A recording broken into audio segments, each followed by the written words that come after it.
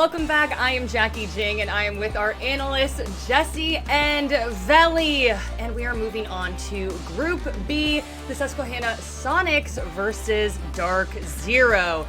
Yeah, y'all ready for this Group B action? Oh, of course. Group A was a lot. If it's anything like the last series that we had, we're going to have a banger. But unfortunately, things have changed. We'll get into that.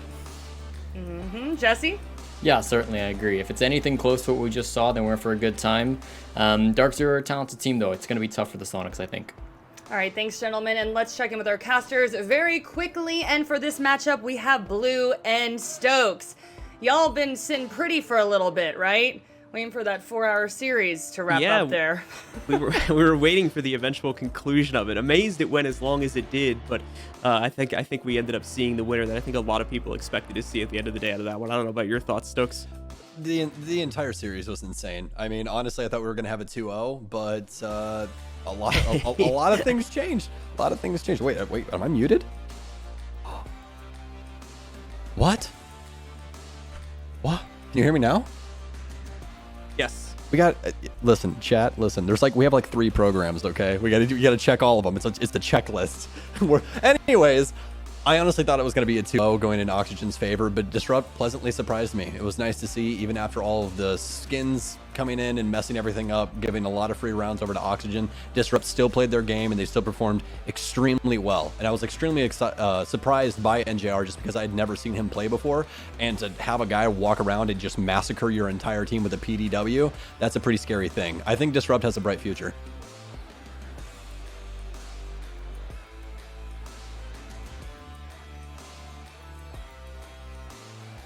Thank you so much, gentlemen, and we will let you all get to work. I'm gonna check back in with our analysts. All right, y'all, let's get to it and start talking about the Soniqs versus DarkZero. And let's start off with the Soniqs.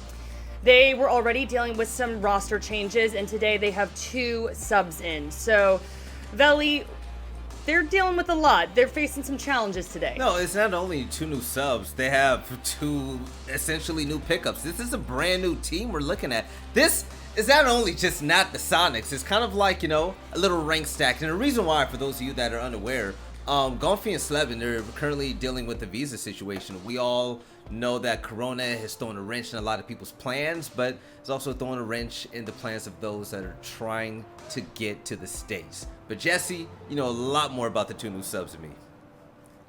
Definitely. Yeah, that's true, yeah. Lags, J90, Iconic. Jesse, break it down there. For sure. So it's a lot of young guys here on the Soniqs. You might not be familiar with any of these players, and that's because they're all recently 18. Let me tell you a little bit of a story, right? Because to understand where all these 18-year-olds are coming from, we got to go back to a team called Oblivion. Oblivion was one of the better teams in North America. They would scrim against Pro League teams all the time. They would do quite well, show off their mechanical skills, and when they took a loss, they would learn from those losses and they would improve themselves. But you might be saying, dear viewer, I've never heard of an Oblivion. I've been watching Pro League and Challenger League my whole life. Well, my friend, that's because this was a team full of 17-year-olds. They had their respect to the top level players. They would always be scrimming against them, but when it came to official matches, they weren't allowed to play in Pro League. They weren't allowed to play in Challenger League. So they had to play in the lowest level leagues of community tournaments where they really didn't face a lot of competition or much exposure. That means a lot of these teams were known on the inside, but they weren't really known to the viewers. Guys like J90, Lags, Iconic, and NJR all came from Oblivion. So that's sort of where these young guys are coming from, and it really should show how much promise that team had. And yeah, now most of them are in BNAL. All right, Jesse, thanks. That was a lot of information. We really wanted to get that breakdown in, though, because a lot of names that we're not really that familiar with. So thank you so much for that. But let's check out their opponent very quickly, DarkZero. We are DarkZero. I generally think we have the 5 most talented players in the Pro League. All of them strive to be better. They actually care and show it. You got each other's back, like inside and outside a game. What makes DarkZero different from the other teams I've been on is just the drive and the effort that we put into practice every day. Usually you only face one or the other. Teams that are really good at working together and they lack mechanical skill and you could just kind of abuse that. But teams that combine mechanical skill like raw talent and teamwork and communication, it's something we have. And we just try to work on, gelling as a team. Our team's strengths are definitely our teamwork and communication, able to adapt to certain situations. Even if our strategy's not working, we're still able to just frag out and win rounds that probably should not. We're a very experienced roster, so our game sense is really good. Adding Skies and Eclipse definitely added way more experience to the roster. These are players that have been playing since, the very beginning. Joining DarkZero it was a no-brainer. Tyler's more of an entry with Paul. I'm kind of the flex player now. All of them strive to be better and show it. Our performance at US Nationals, we were a brand new, fresh team. We came close to third map against the best team there by a mile, which was SSG. The last 2 times we played them, we weren't really showing our true potential. Now that they are the champions, this is something that we're gunning for. We want to be known as Pro League champions, Invitational champions, Major champions. So we definitely have to go through them and take North America back. Everyone wants to beat the guy who's on top. I definitely think we are favored to win the next major. We're putting in the work every day. Are you ready for us to win? All right, DarkZero, ladies and gentlemen. So these players are extremely good. There's a lot of talent on this team. They are structured, they are strategic, oftentimes overshadowed by TSM and SSG. But Jesse, will this be their season? I think it could be. I think DarkZero are a really strong team. I think that they've been strong for a while. Definitely up there fighting with the best of the best. I think that people sort of get distracted a little bit by Space Station and TSM. I have never thought that DarkZero is that far away in terms of skill from what people consider to be the best 2 teams inside of North America. And, from chatting with this team over the last couple of days, they feel really confident in themselves. I got a direct quote coming from Hot and Cold saying that he thinks the team is playing the best Siege they've ever played. So that gives me a lot of confidence in this roster, and I think they're going to make some waves this season.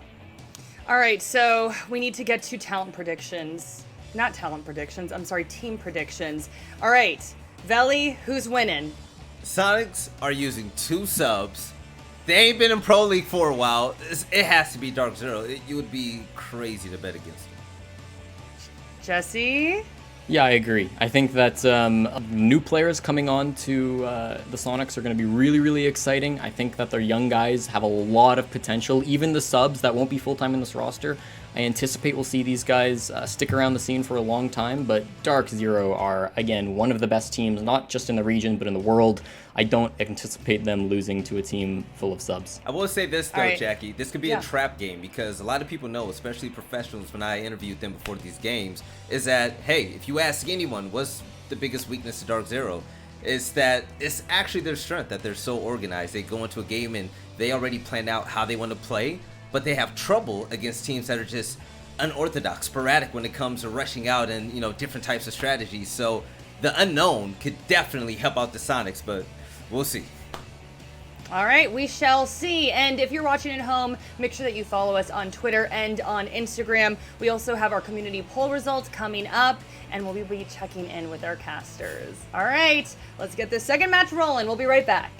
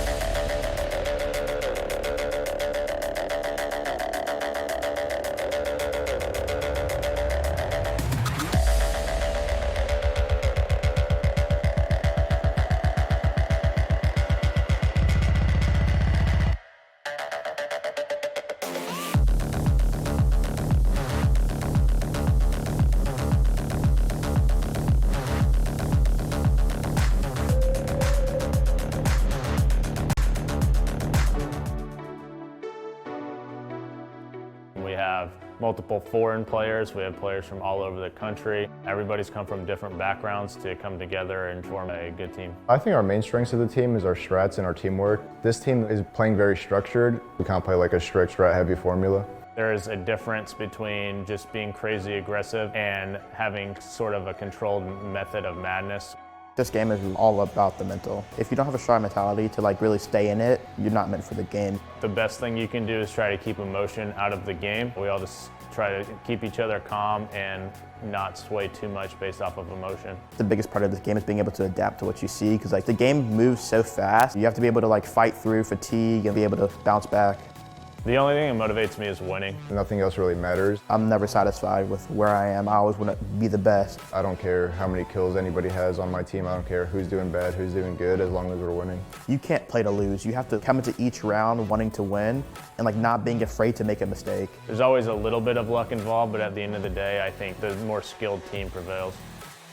I think we're the most underrated. I think we're the most underrated team on the league just because people haven't seen us in a while. People think that like the past Soniqs roster is the same, but we're not, and we're coming for the top. They've only gotten a small taste of what we're capable of doing, and I'm hopeful that we're able to show it off.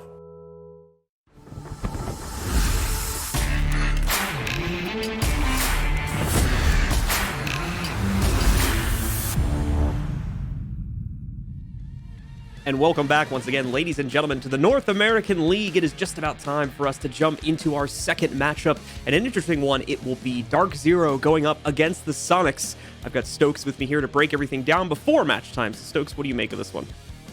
Between the Soniqs and DarkZero, I think it's DarkZero's game to lose, and I think that the Soniqs need to take advantage of that.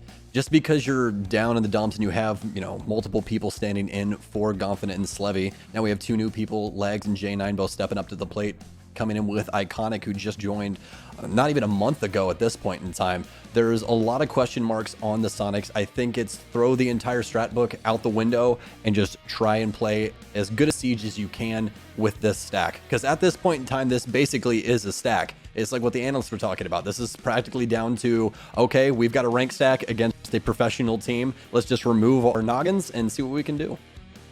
Yeah, I would agree with those sentiments. Pretty good. We'll talk more about that in just a moment. Of course, we want to know what you guys think. We have our community poll already up over on our Twitter. Be sure to go ahead over to @R6esportsNA, where you can find today's community poll and community question. We want to know who you think is going to pick up the first team kill in this match. Will it be DarkZero or will it be the Soniqs? Feel free to head over to Twitter now and give us your vote. And now it's time to take a look at the map vetoes and see where exactly this series ended up going for the map picks between these two teams.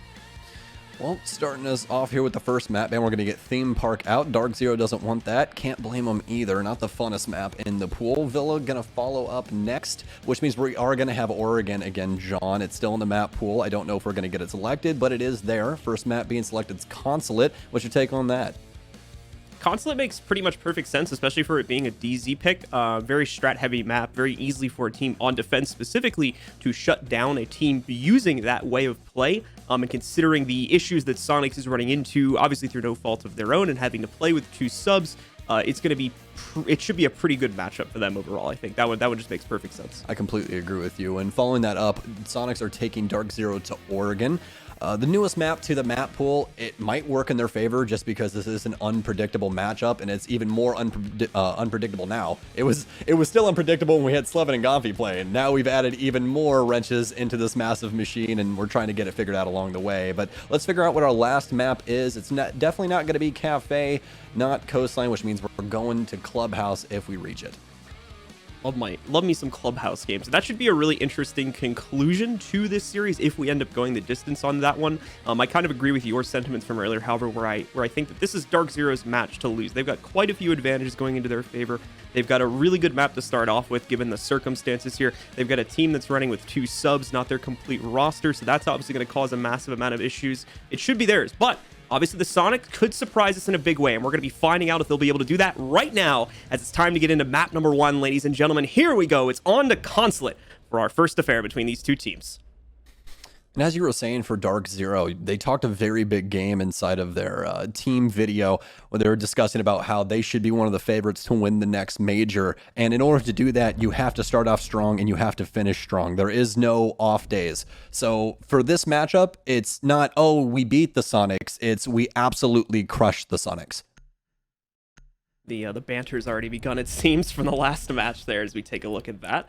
But Thatcher is going to be the second ban, following the usual trends that we've been seeing a lot of teams fall into recently. Just the issues that just Thatcher being removed from the pool causes is enough to ban it under most situations. Valkyrie's going to follow this one up. A lot of windows on this map, a lot of potential spots for her to get a camera outside of the building where it may not be spotted, especially if the attacking team doesn't have an IQ, so she'll be removed. And finally, we'll see Maestro get taken out as the final ban. A very smart ban as well, since Echo is still out of the operator pool. You can't play him, so taking away Maestro is one of those hard anchors that you just don't want to deal with. And since you can't ban Echo because he's already banned, you might as well get rid of the other menace.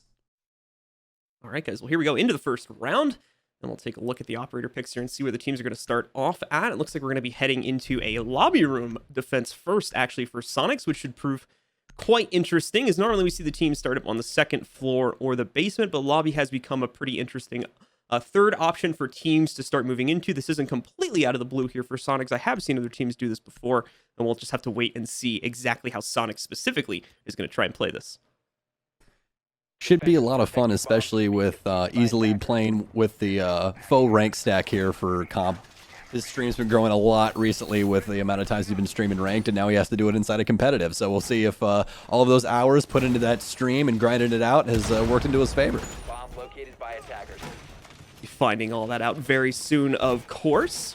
As we continue on, taking a look at how exactly the setup is going for these teams, it does appear to be a fairly standard setup for this first floor set, which includes defense on the second floor, including them reinforcing that hatch there that you see Iconic going for right now. That just denies the attackers an alternate route where they can eventually get top-down control and use that to slowly flush out any of the defenders that may still be in the site after the attackers get the top floor.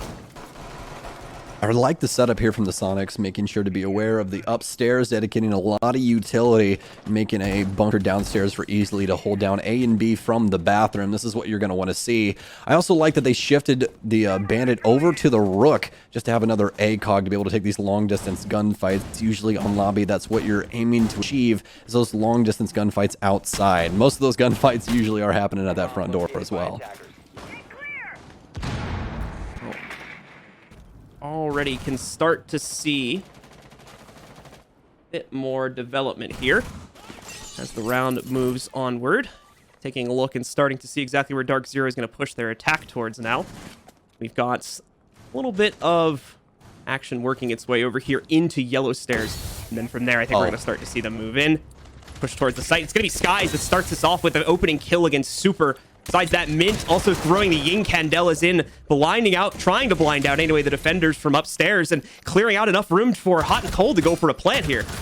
DarkZero with a yellow flood forces quick decision making onto the Sonics, and it's not working out in their favor. Every single DarkZero member still up and alive with diffuser down in this 5v1 post plant for Lags inside a Piano. But no, it's not even him in Piano. He's on yellow, and it's Skies from bottom spiral to take him out through Z.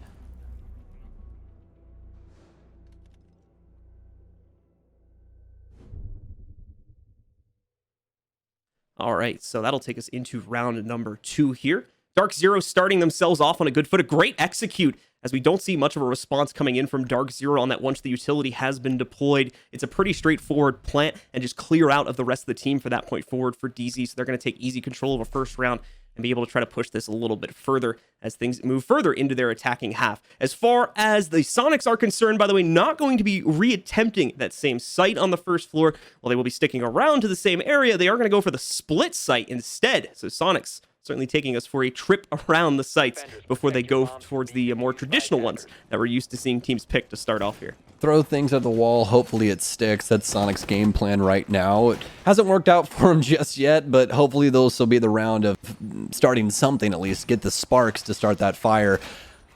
Shift the Mira upstairs. Very traditional way of holding this site. You want to make sure you cover all of the floors. Usually the offense wants to take admin and work their way down.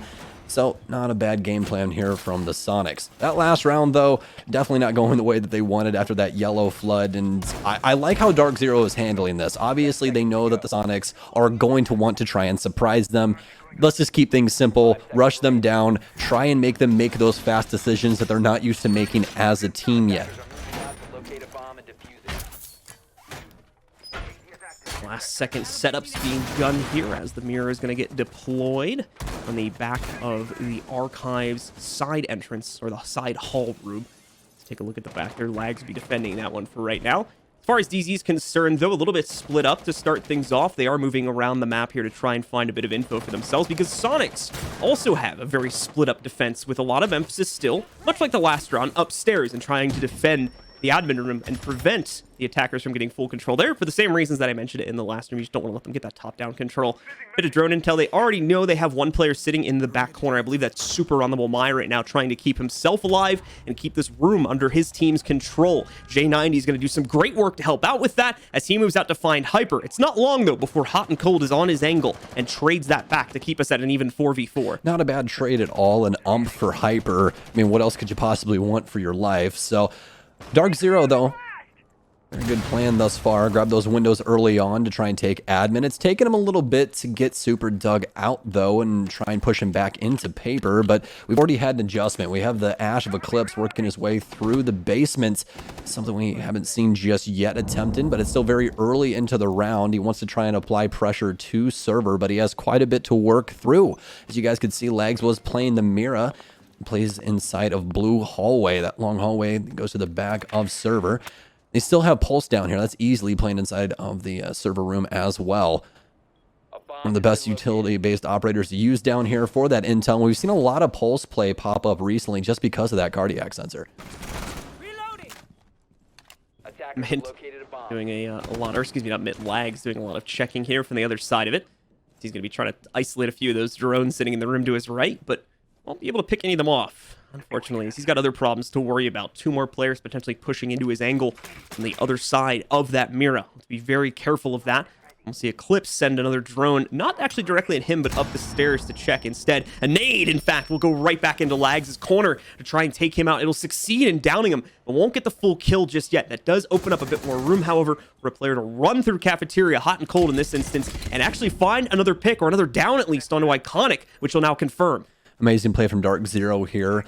Biding their time, even though the time is not in your favor on offense, they don't mind running it down to 0-0 as long as they're getting that plant and playing things out correctly. Good utility usage, just begging them a lot of kills here. More Candelas go off inside of the downstairs site, and that's the last one for Mint as he's trying to assist his teammates by blinding everyone. The diffuser goes off. Can't be taken out with the nitro cell. Legs finally gets cleaned up after he was naded earlier. Only had 20 HP, but now it's all down to easily with that 45. So it's that cardiac sensor that he could use to get some intel, but not much time left here, and he needs to get kills now. Whips that cardiac sensor out. He's going to find two. Knows that one's directly above him on the staircase, but he's also got verticality to worry about from inside of shorts, and it's DarkZero all the way inside of round 2.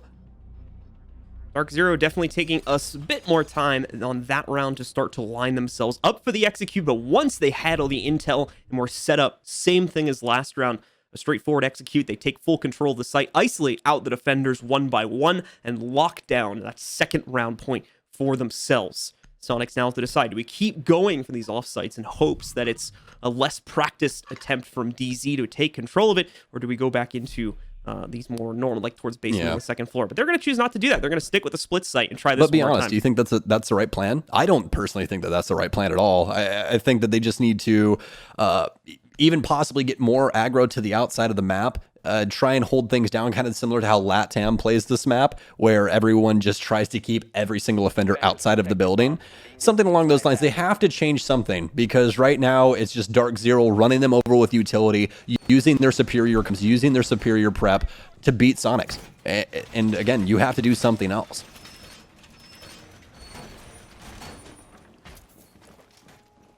Away from that, setup is looking relatively the same this time here for the Sonics. We've got Lags moving up to set up the mirrors. Going to be in pretty much the same spot it was in the last round, and I would imagine the one downstairs will be of similar circumstances. We'll see if he might move that downstairs one, though, just because he kind of got wrecked by a nade on the last round, but overall, everything else is looking exactly the same, so I don't know why he would change this up. And there it is, going to be putting the wall up this time, and then put the mirror right behind that, more than likely.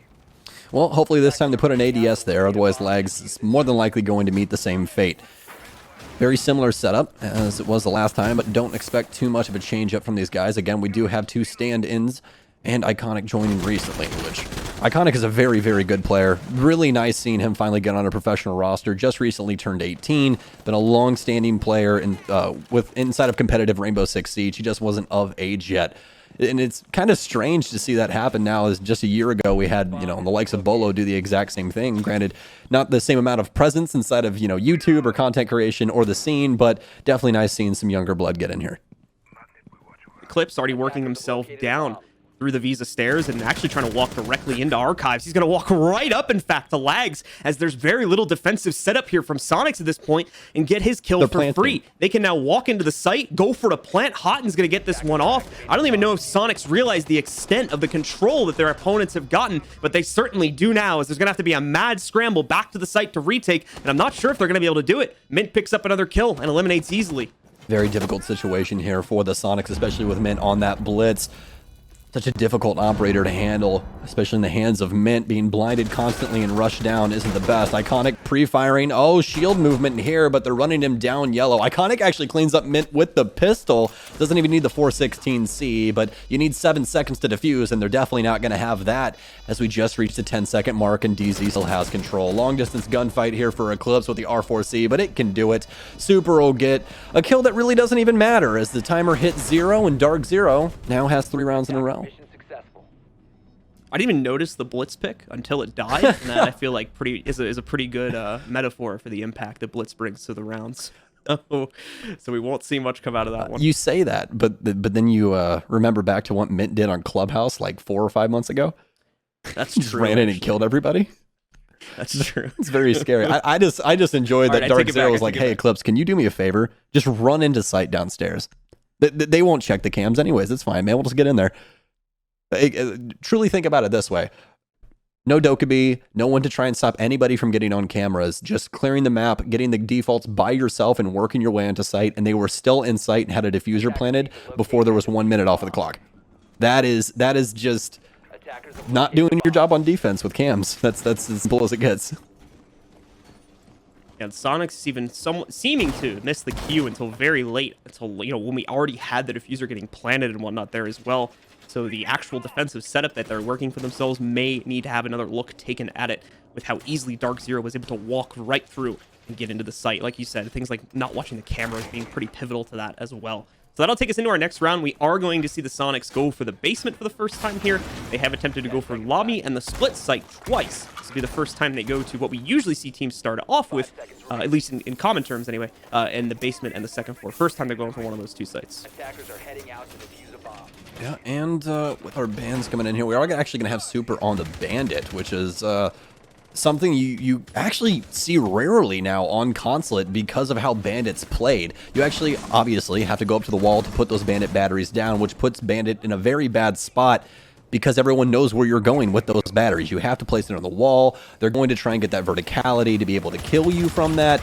Usually we see the Kaid mute combo coming out now, but doesn't seem to be in the cards for the Soniqs. And we're already going to have Super killed very early on here. I'm going to assume that was through some vertical play. I don't exactly know how he got it. It's either, oh, I see what Hyper did. So Hyper backed all the way up the ramp to get a better angle on that hole that was made at the top of the reinforcement from Hotten. Was actually able to shoot the top of Super's head through it. So amazing play from Paul. Yeah, just managed to catch Super on an unfortunate timing for the rotate. In the meantime here, we can see Hot and Cold finishing up some of the work on the garage wall. Not going to go for the full soft wall approach that we see the teams take, but instead is just going to carve I'm pretty sure that should definitely be able to be jumped over, so that the team can try to execute through that avenue instead. And we do have a little bit of top-down play, but it's coming from the defenders, actually. J9 still holding right now inside of Piano, which could cause problems if DarkZero want to use that breach they just made as their main entry point, and don't try to go for control on another part of the map, like Yellow, to get J9 off that angle. Well, drone rolls in from Hotten to Piano, finds J9. They were trying to send Eclipse in there to deal with him as you saw him rush towards the yellow door, but instead waits. Just because he needs somebody else to try and assist him, and they need a little bit more intel. Intel dies very fast inside of Siege. That's one of those times where He's going to rear its ugly head. Frag grenade now for Skies into Piano. They're trying to get rid of J9, but he's doing a very good job of delaying time. But smokes are going to go down now as Mint's still on that Ying. These Candelas soon to pour in, but it's Eclipse to get J9. They now have top pressure, and they just have to worry about the straight-up gunfights to win this and get the diffuser down. Iconic with a smart move to the black car here, worrying about the breach, but the diffuser's down after Legs gets a kill from the back of White. Oh, Legs with another, and he's not dead just yet. This 3 armor working out for him. He's still above 25 HP as well. Can last in a gunfight. It's all left up to Hyper now. 4-1-1 on the match thus far. Wants to try and improve that scoreline. 38 seconds remain. Still has plenty of utility, but no drones to be able to assist. This is all going to have to be through face checking, and he still has to worry about Iconic as well with that amazing 416C.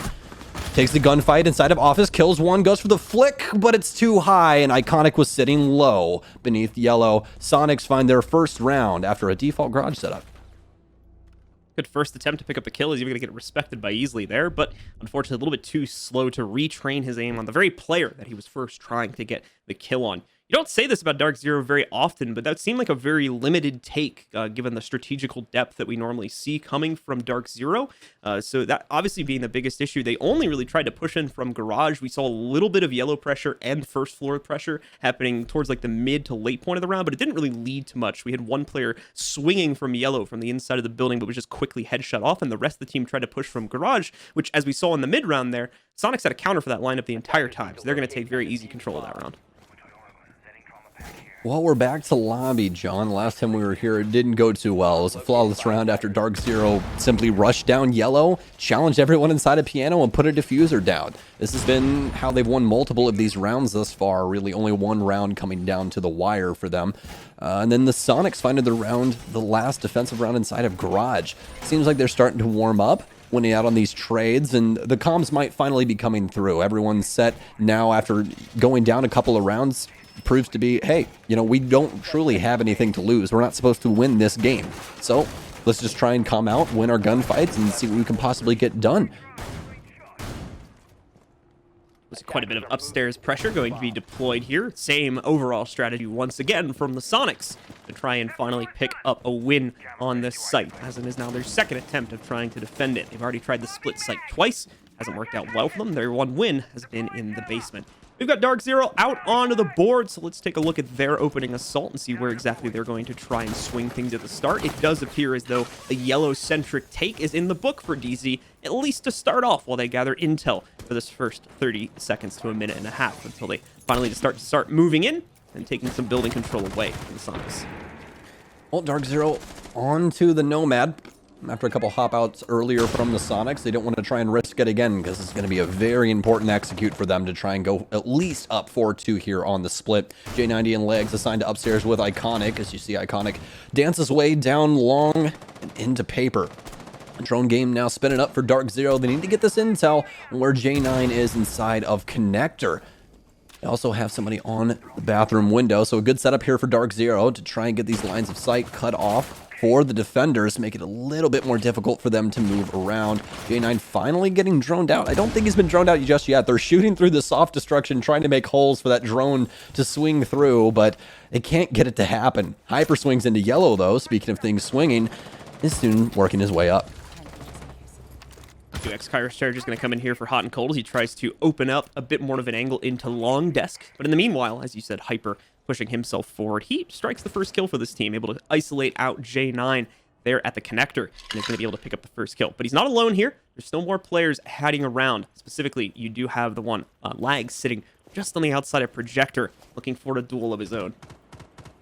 Well, plenty of delay going on for Sonics here. DarkZero trying to heat things up. It looks like they want to go for a plant inside a piano here. They have plenty of bodies to be able to accomplish that, especially with that pick of J9 inside a connector. It means that they have control of console office. And that's what you need for that vertical play. The back bad news is now, though, is we still have Sonics members, like, easily inside of Circle Desk, and he'll rip the head off a Mint outside, so that's going to be one body down for one of those post-plant situations. Hyper with another kill here. He hasn't lost anything since the last time he played a competitive game, I can tell you that much. Iconic might be the next one to challenge outside. Has the backpack on, but it's easily with the triple kill, warming up after Hyper shuts him down with his own, and that's a quad kill on the round. It's all left up to Iconic in this 1 versus 2. Swings back across, but did he see him? He did. Plenty of bullets into him. Plenty of damage done to both. Iconic, this is your moment. Win it out. Hyper choosing to see if he's going to plant or not. Pre-fires with the K1A. Switches over. Goes for the impact and the drop. But does he know what happened? Goes for the stick. 5 seconds. Has to find him at the door. And Iconic does it. The Sonics trying to bring things back now. 3-2. Or should I call him LeBronic? How many names has this man went through? It's his time to shine, and what a round to do so. Oh my God, Iconic. That was absolutely insane. Perfect play from him. Understands the philosophy of that type of underdog situation perfectly. He knows his team is trapped inside of a box. The only way to get out of it is to fight, and fight like heck he did. Bursts out that front door, tries to go for a pick and finds one, then continues to wrap around, making these heads-up plays, including the very nice rotate back downstairs that he made at the very end of it in order to clutch that out. Beautiful stuff and a well-earned round for the Sonics. That's going to bring it very close at 3-2 now as we enter the final round of the half. Things you can't teach. 1, that rotate, and 2, Kev just shooting everyone. Those are the 2 things you can't teach. You got to figure those out on your own. Susquehanna Sonics stepping up when they really, really needed it. Iconic and easily especially. What a great round from both of them, and easily with a triple. Honestly, I haven't seen easily play these types of roles where he's being extremely aggro with, you know, Mozzie, Pulse, these kinds of operators. Usually we're used to seeing him on the Miras and the hard support ops where he sits on site and tries to command things. And honestly, I'm really enjoying seeing him play this role. He's doing such a bang-up job. Also did have a good round from Hyper there on the last one too, not to understate that. Very unfortunate what it did end up becoming, but he was able to chain together the entries, which put DarkZero in the position they were at to begin with. So that should definitely not go unstated as well. For the final round here on Sonic's defense, we're going to see them go back to the split site one more time for a third and final attempt to pick up the win here. And to start things off, it's looking like we've got Skies and a couple of the others checking out what's going on up in the admin offices once again. Well, this seems to be their go-to plan almost every single time, unless they're trying to go for a faster attack on Consulate. Clear the top floor, work your way down. We've seen it done a million times on this map, but it doesn't mean that it isn't right. We are going to have Super, though, on an extended roam here. He's all the way over inside of B1, all the way in bathroom on that mid-level. Easily now, getting some intel with that pulse scanner inside of Tellers, and this is where things get very troublesome. And again, this is why I'm very excited to be seeing more pulse play inside of Pro League. You get so much intel off of this cardiac sensor. You can do things like this. Get free kills on the #1 fragger from the opposite team. Very good utility usage there from Easily to pick up that kill onto Hyper, and Eclipse is also going to bow out after a disconnect. So this is now a makeshift 5v3 for the Sonics. Take that for the time being. Play will continue until otherwise stated. Unfortunate what happened, but we do need to carry on as he'll already be back in and reconnected. Away from that, of course, Sonics are still looking pretty confident and secured in their current positions. They do not need to play aggressively here at all, considering the 5v3 advantage they now have for themselves. They are perfectly fine to just sit back and let DarkZero make the next move, which hopefully, for their sake, will be the wrong one, and it'll run them into more kills. Let's find out, though. Still have Easily looking around, Pulse trying to fish out players one by one. Mint will start to exchange this back, however, as he moves into the main lobby and finds the first trade on a Super. Don't count him out just yet. Remember, DarkZero still is in the top 5 for best in the world right now. They continue to try and battle things out in round 6 here on Consulate. Need to try and get a plant down. That'll be in Hotten's hand, but they still have all the utility they need to try and make the situation work. Air jab still on Mint with the Nomad, as they've actually taken over Tellers. Let's see where the rest of these Sonics members lie. We already have one Nitro Cell burnt, but we only have one remaining. After a nice shot with J9 into circle, takes down Mint. It's up to Skies and Hot to figure this situation out. It's beginning to look more like a Rubik's Cube than a puzzle, though. But Hot and Cold to bring it back as he takes down J9. Still have one to worry about down below. Hot and Cold to make it even now. 2 versus 2, but Easley's quick with both of them. And once again pops off. The Sonics tie things up for a 3-3 split. Nice last second maneuver here from Easley to catch them on the flank and isolate out both of them. Even catches the Habana mid-hop, so no way you're going to be able to turn around against that one. We did have a player, like we said, disconnecting, but is already reconnected, so unsure if we're going to have a need for a pause. Looks like no, so we'll just continue on with play. That worked, correct? I believe they're already good to go. Oh. And obviously no hope for a rehost on that one. We were already well into the round itself before we actually had that DC happen. So, all right. Well, as we switch sides, we're going to be heading to the site that we were assuming we would see. Well, at least one of the two sites that we were assuming we would see to start off the round. John, we're going to Cafeteria Garage, and we're bringing Amira as well. So, more than likely going to be setting up security, or they're going to go for a mid-hold here and try and make the Sonics burn out all of that utility because of that Wamai and Jaeger. We'll have to see exactly what their thoughts are behind this, but they do have Eclipse back in, so we won't have to worry about restarting or anything along those lines. This gets to continue on. For the Sonics, though, we have two big outliers we've been talking about this whole time, Iconic and Easily, and they've brought this thing to a 3-3. Lags and J9 also performing pretty well for just being subbed in since, I believe Kev said, last Thursday on his Twitter. So they've been playing with them since Thursday of last week. Not very much time to get prepped, but it seems to be working out for them right now. Nothing too out of the ordinary here when we look at the actual Defender utility setup. Things are going to be positioned pretty much where you'd expect them to be. We've got the double mirror setups in the back room for cafeteria holds, as well as the usual reinforced walls and barricades going across the map here. Mint's even setting himself up a little arcade of punch holes to try and work some picks if the push eventually works its way in through Garage. Oh, and to start off with the Sonics, it's looking like admin control is going to be the way to go for them, as you've got both J9 and Lags, probably Super in a moment here too, as he's just shot out break room window. Going to be all rappelling up, looking to try and get intel here. No immediate defense put up by anyone on DZ. They're a little bit more pulled back than that. I think the only roamers they have right now are back on the first floor, so not going to see a lot of action for Sonics here at the start. They're just going to get some free control and be able to roam around. Good top clear here for them, especially putting Iconic on the far side over on the west rappel. Make sure that anybody that they push out of projector or long desk also has to worry about that angle from the repelled window. DarkZero, though, all on site, as a minute's already been expended for the Sonics, so not the best early intel game here for them, as there's actually only one member off-site on the defense, and that's going to be Eclipse sitting inside a bathroom with that AUG. Plenty of time here, and probably a good spot for Wamai is he gets those discs over time, so he can continue to give those to himself to force the Sonics to burn out more and more utility on that mid-level instead of on the actual site. He's already got at least two in that room, besides the one being, or including the one that he just threw off. Unfortunately, he is going to get flushed away downstairs, and Iconic will pick him off before he can even get too far. Good strategy. Just failed to mention, or failed to catch, I should say, that thermite explosion coming in from the other side of the wall, which will knock him out and will put him into the open. Sonics get that opening kill going into their favor. Yeah, masking the noise with that exothermic charge and also making another line of sight where Eclipse has to deal with two separate things at the exact same time. Great play from the Sonics, and very heads up for their situation once again.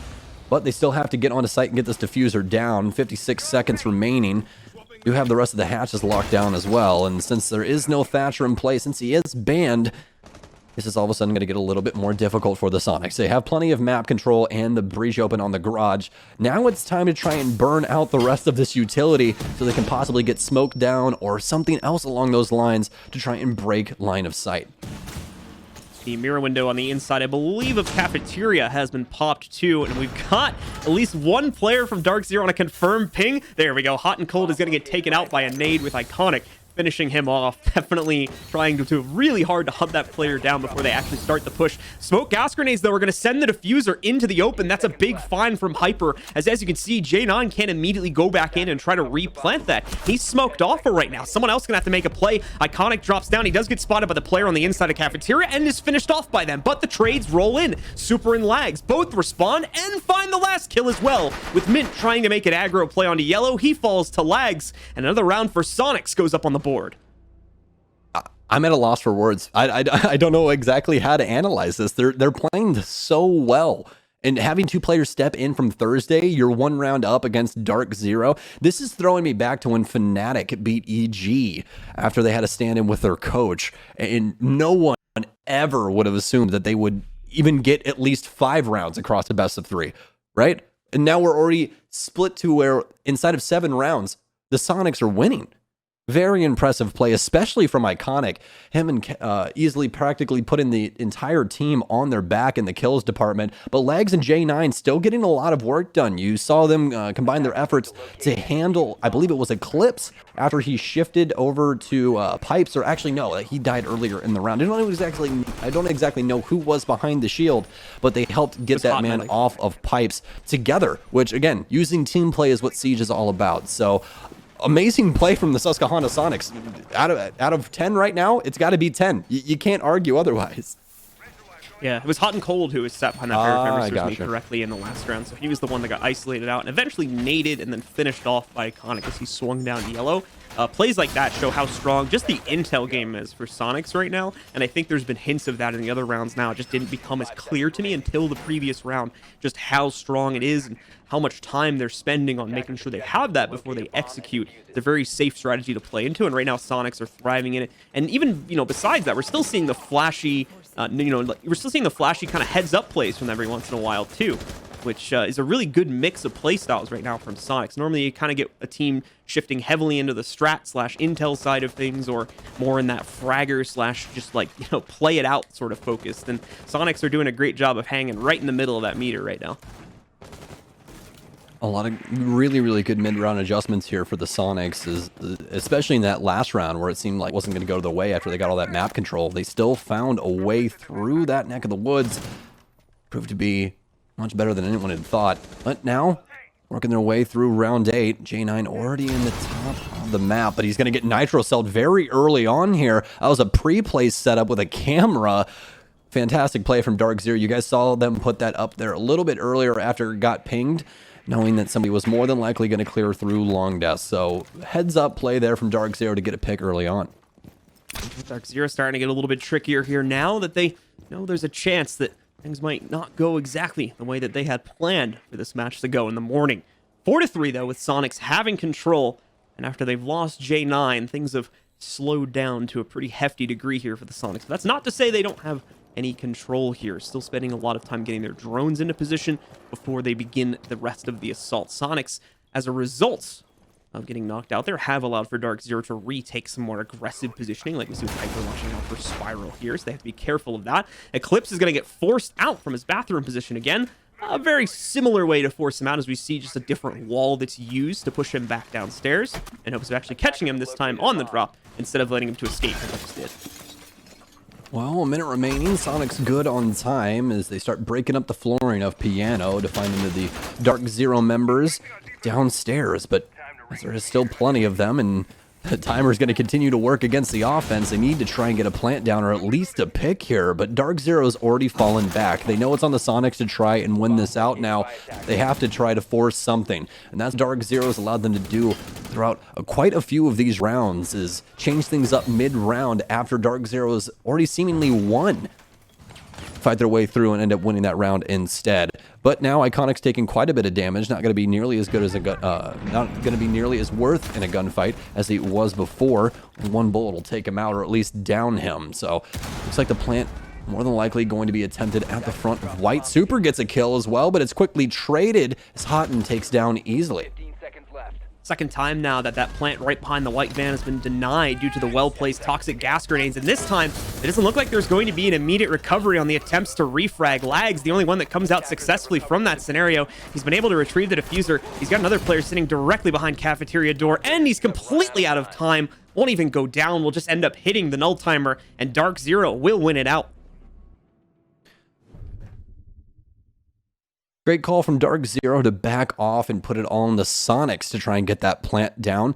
Good utility usage as well from the smoke. So overall, great defense from DarkZero to just turtle there and force Soniqs to make the decision. Now we will be headed to console office upstairs. Don't have to worry about that Valk either because Valk's out.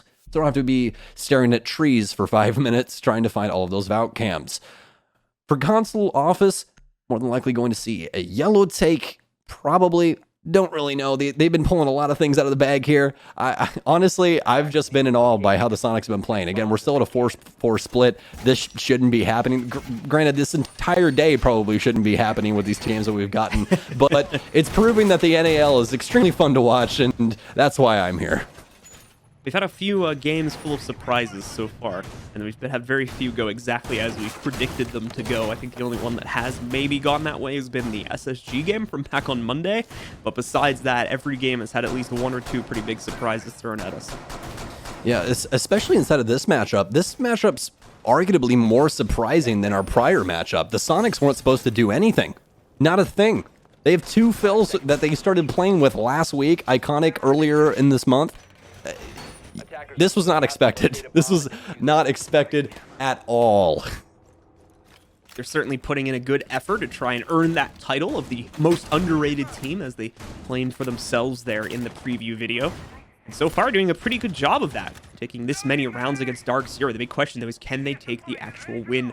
And that's the one that's going to be answered in a period of hours, not minutes here, as they do have to play out this entire best of 3. 4-4, though, very, very close for the time being. DZ are getting ready to fend off against the yellow pressure. We're seeing a bit of it now from Soniqs, although no one's actually tried to push into the yellow stairs itself just yet. Iconic playing around with those bathroom windows probably won't yield too much. I'm not sure if the bathroom to yellow windows are soft or not. If they are soft, that's probably what he's trying to abuse right now. Let's take a look and see inside. Yes, that right one is soft, so there's a slight chance he might be able to catch someone from that, but it's going to be Lags hitting it with the nade. Instead, Hyper rotates in, gets the trade, but does he catch the player behind him? No, he's getting even greedier, going for another kill against the one on roof. There's the Zofia finally coming into play, being played by Iconic, holding on that window angle for so long, and finally catching a kill. Big pick early on as well, but it happens to be a trade. Instead, though, DarkZero still down a man, 3v4 currently. Plenty of time on the board for the Soniqs to adjust as well, so let's see what their game plan is. Right now, they have plenty of repelling operators on the western side of the building. Seems like the priority is going to be console office for this. Checking underneath is super right now for anyone that could possibly have a nitro cell. Now he's going to bring that bad boy up into yellow. They need some more intel on where these last operators remain for DZ so they can know if it's safe to actually swing and try and attempt to plant. Lag now, working his Rue yellow, going to get default for front desk. Still has quite a bit of area to work with though, as plenty of repels for Soniqs to cut off these long distance engagements. Nobody engaging though from the western repel. We do have Eclipse engaging though inside of Antechamber. Not going to get too much for his worries though, as the shotgun doesn't do too much damage to the repelling man. Eclipse is instead going to get a lot more than what he gives. Stun going in against him, but it doesn't matter. Eclipse is the shotgun. It's just a simple shot to the chest. That's all that's needed to take a player out, and he nearly gets 2 from it as he's able to peg another shot against Super to bring him down to 25 HP. Super does succeed in getting the trade, though, and that brings us still at a +1 man advantage into the favor of Soniqs at a 3 versus 2. 30 seconds left, though, for them to try and get the plant, so time is getting very low. This is a great setup here for the Soniqs. They adjust Iconic to connector window to cut off the rotate from any of these last remaining defenders. Mitt could be the first victim, and he will be. Very nice move from Super to go to the bathroom as well, and it's going to be all Soniqs all the way off the back of some Iconic efforts. Iconic just on the rappel as well, getting all these kills by holding angles, and unfortunately DZ just never able to catch onto him. We had the very, very elongated hold that he had on the outside of the bathroom window where he actually almost missed his opportunity to kill when it finally came along, and then he picks up that last one at the end of the round of rappel 2. A couple other players on his team were trying to do similar things, but he was the one who got all the lineups, and he was the one that got all the kills. Iconic continuing to find that impact for the Sonics as they now take the lead at 5-4. Well, I guess we have to believe the hype. Everyone was talking up NJR and Iconic, and both of them proving today that they deserve their spot inside of PL. Iconic going blow for blow with Hyper here. Hyper at 12, Iconic at 10. Both of these respective players putting those teams on their back when it comes to the kill category. But even when it comes to that, we still have quite a few outliers that have been quite impressive thus far. Easily switching to a more supportive role on the offense, playing a lot of hard breach. We saw him on Thermite quite a bit. On the Habana right now, currently 7-7. His defensive half was lighting up the scoreboard with Mozzie, Pulse, and any other operator that you gave him. He was ripping off heads left and right. And again, proving that the Sonics are actually playing quite impressively here today. Got a bit of top-down info coming in from DarkZero. As you can see, Sky shotgunning that out. That provides easy intel if anybody breaches in through the front door. And there's an extra angle as he's working with that hatch, too. Rest of the setup is pretty much the same from what we saw in the previous round, except, a bit of a change up here now on the bathroom wall because of the fact that a player got caught on the rotate. We're now going to reinforce that one. Unsure if the second one got left soft, so they still have a rotate from yellow, but they may have just changed where the rotate is. Nope, both walls going to get reinforced this time, and that's because they have the clash, so they don't really need the rotate. The clash is the rotate. Sort of. Well, DarkZero shifting a lot of utility around here, as you were notating, Blue. They've reinforced bathroom fully, and they've dedicated a ton of utility to the top of yellow. Mint there as well with that clash shield, just makes it even worse. Don't even have to dedicate much barbed wire, but they have that there too, along with those ADSs and my discs. So they want to try and shut down yellow take from the Sonics that we saw them perform the last time. Though things are going to be very quiet at the beginning of the round, which we've somewhat come to expect from the Sonics. Not necessarily a huge number of flashy starts from the Sonics, much more calculated is what we've been seeing from them, and it's been working out beautifully, trying to bide their time, figure out where these players are set up, and look for counters to that. It's exactly how they've won multiple rounds here on the attacking side, and I see no reason why we would see anything different. This time, though, the threat's going to take them over into the admin offices, where actually at the moment they should be able to get free control. There is no defensive effort being put up here by DarkZero in this room, so they should just be able to swing right in, no problem. This is when it comes down to DarkZero to realize that the attack is no longer coming towards yellow, and it seems that they're already slightly aware of the situation. They've adjusted Mints off of yellow, and instead they have Houghton, or excuse me, I believe it was Houghton playing now at the top of the staircase. And yes, it actually will be. So mark that down as I was right one time. Moving into the next stuff, though, looks like we are still going to have Super worrying about that downstairs area for any rotations. This timer continues to tick down. Mint's main awareness is now on long, trying to force back any of this aggressive push from the Sonics, as they don't have too much time to deal with much utility, and they do still have quite a bit on them, actually, especially with Super still having 3 stun grenades. But again, most of that utility dedicated to the far side. Lags now on Suicide Balk, almost getting a kill onto the Clash, but Mint now fully aware of the situation. Trying so hard to isolate that clash, and he nearly did it a few seconds ago, but at the moment DZ's hold is too strong. They don't have enough to force Mint out of position, and I'm not sure if they've even brought the utility necessary to do that once again. They've already tried to use a couple of either the Zofia or the Ash charges to force her out. Hyper finally going to end up going down, though, as the first to get knocked out. J9 and Easily have already traded that back. They've also downed Mint too, and are picking up kills left and right here. It's all on Skies as the last alive player here for DZ, but it's not going to be enough. Sonics pick up round number 10 and continue to push further and further into the lead here in this matchup.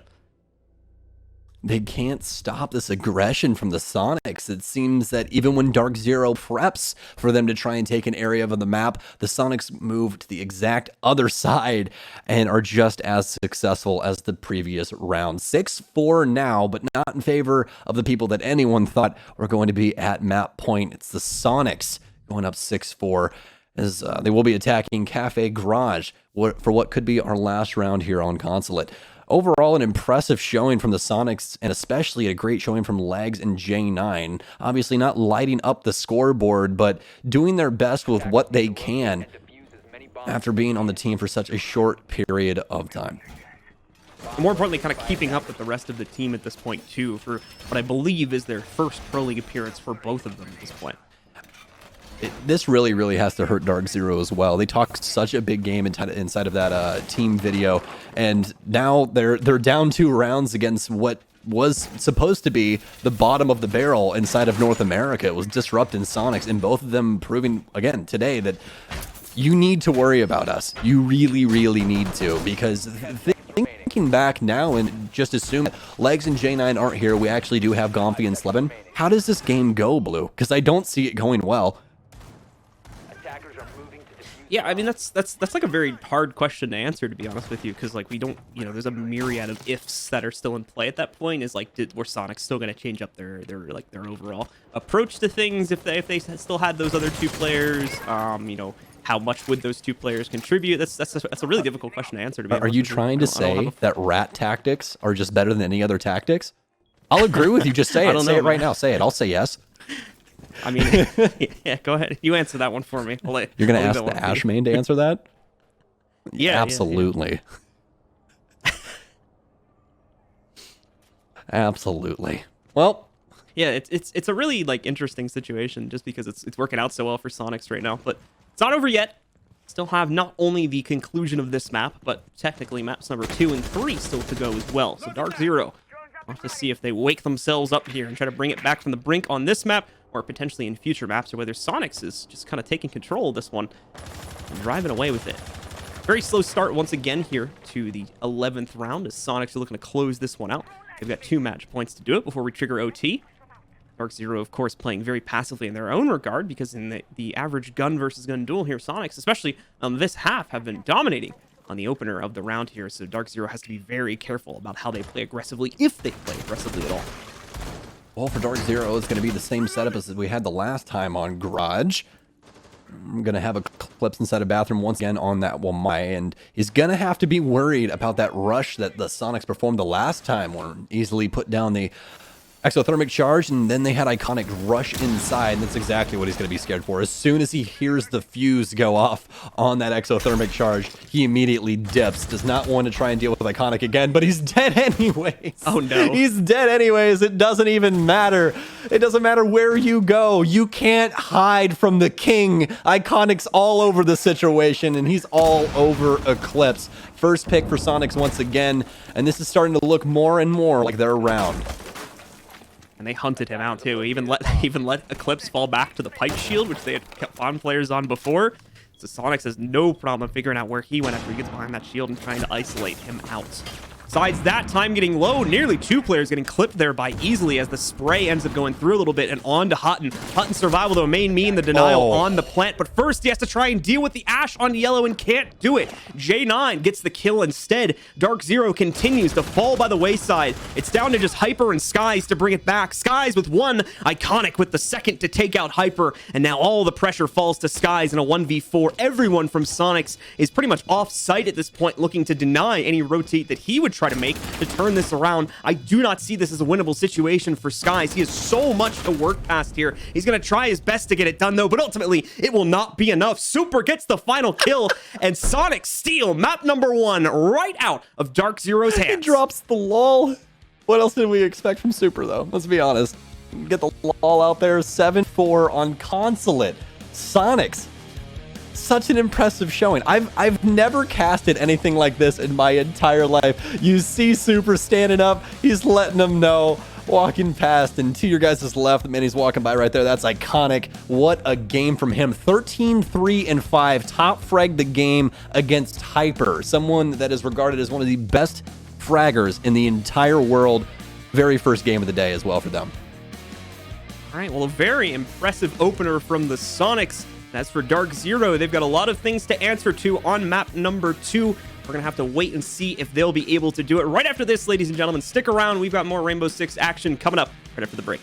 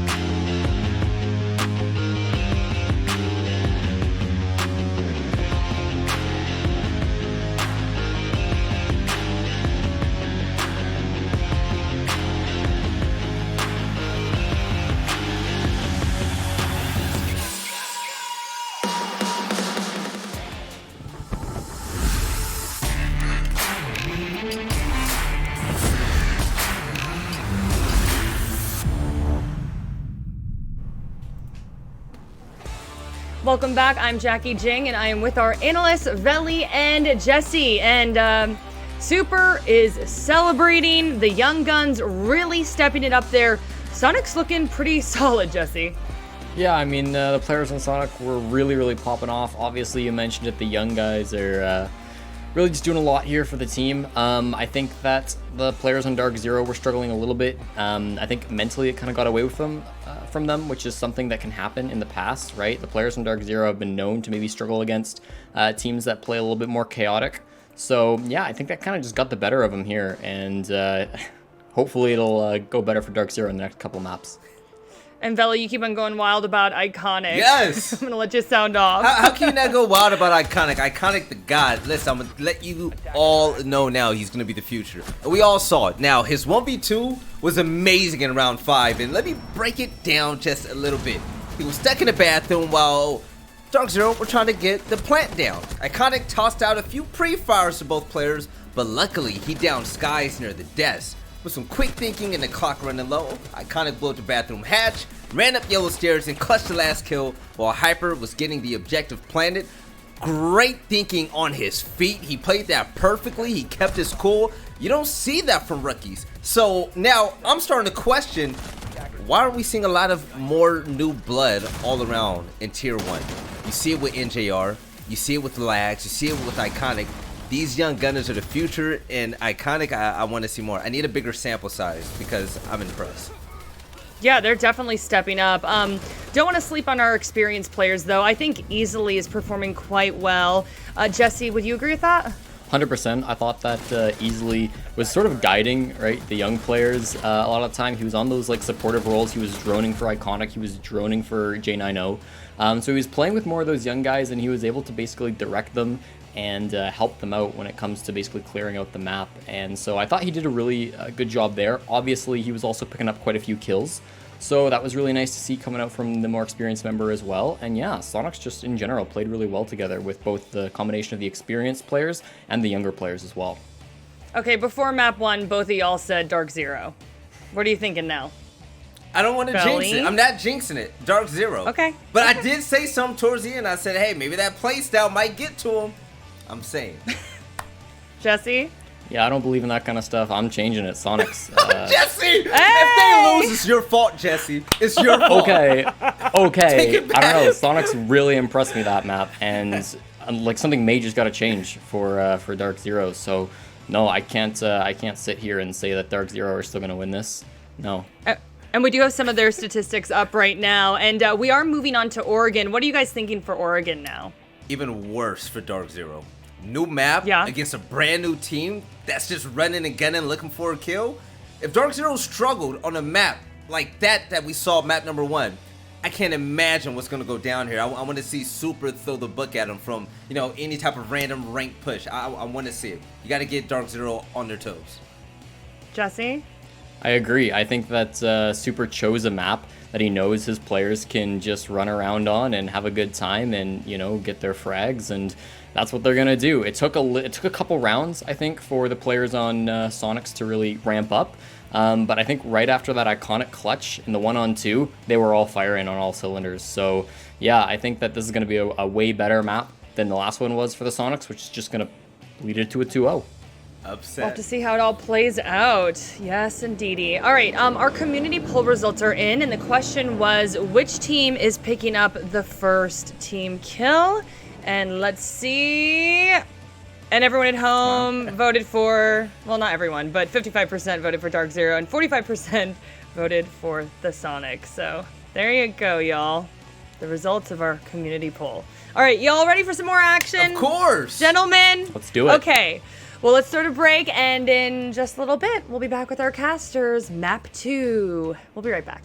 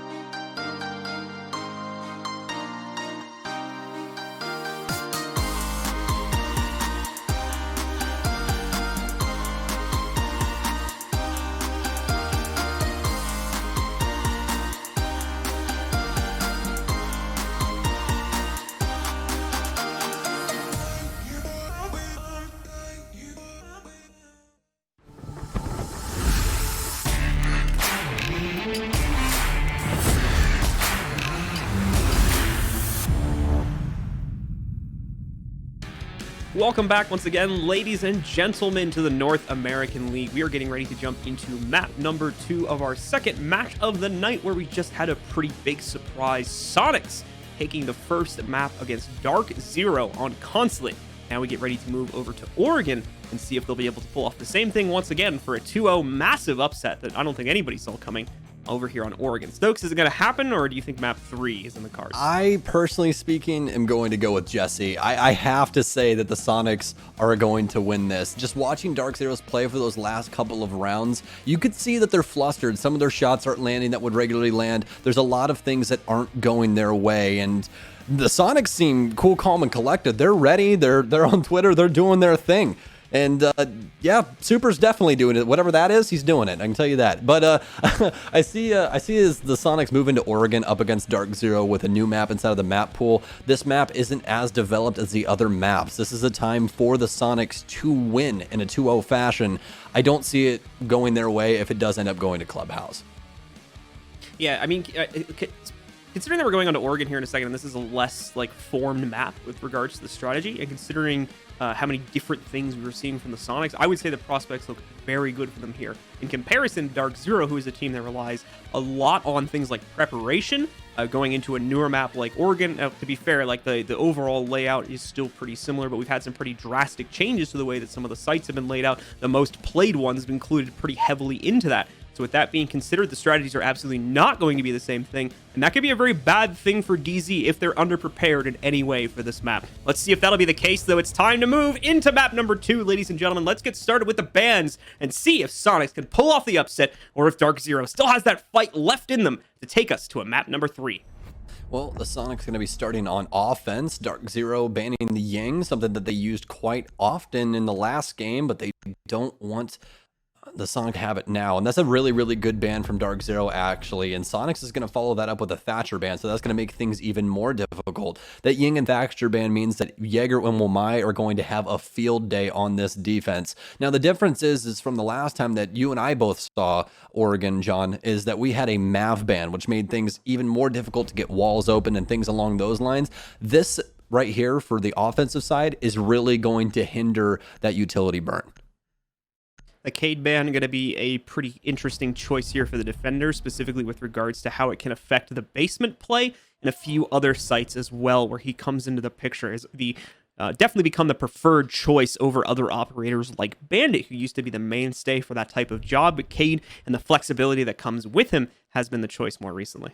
Yeah, Cade being banned is just because Thatcher was banned. Cade makes it to where you can put that Electro Claw almost anywhere that isn't the ground, and it makes it very difficult for the offenders to find it, unless obviously you bring an IQ or something, but then you have to have soft destruction to be able to get rid of it. So there's a lot of prerequisites that have to be met to try and deal with the Cade when Thatcher's not on the board. I like this ban personally because they don't want to deal with it on offense, and then Mira rounding it all up. Nobody wants to deal with her anyways, just because she makes a defense very, very difficult to fight.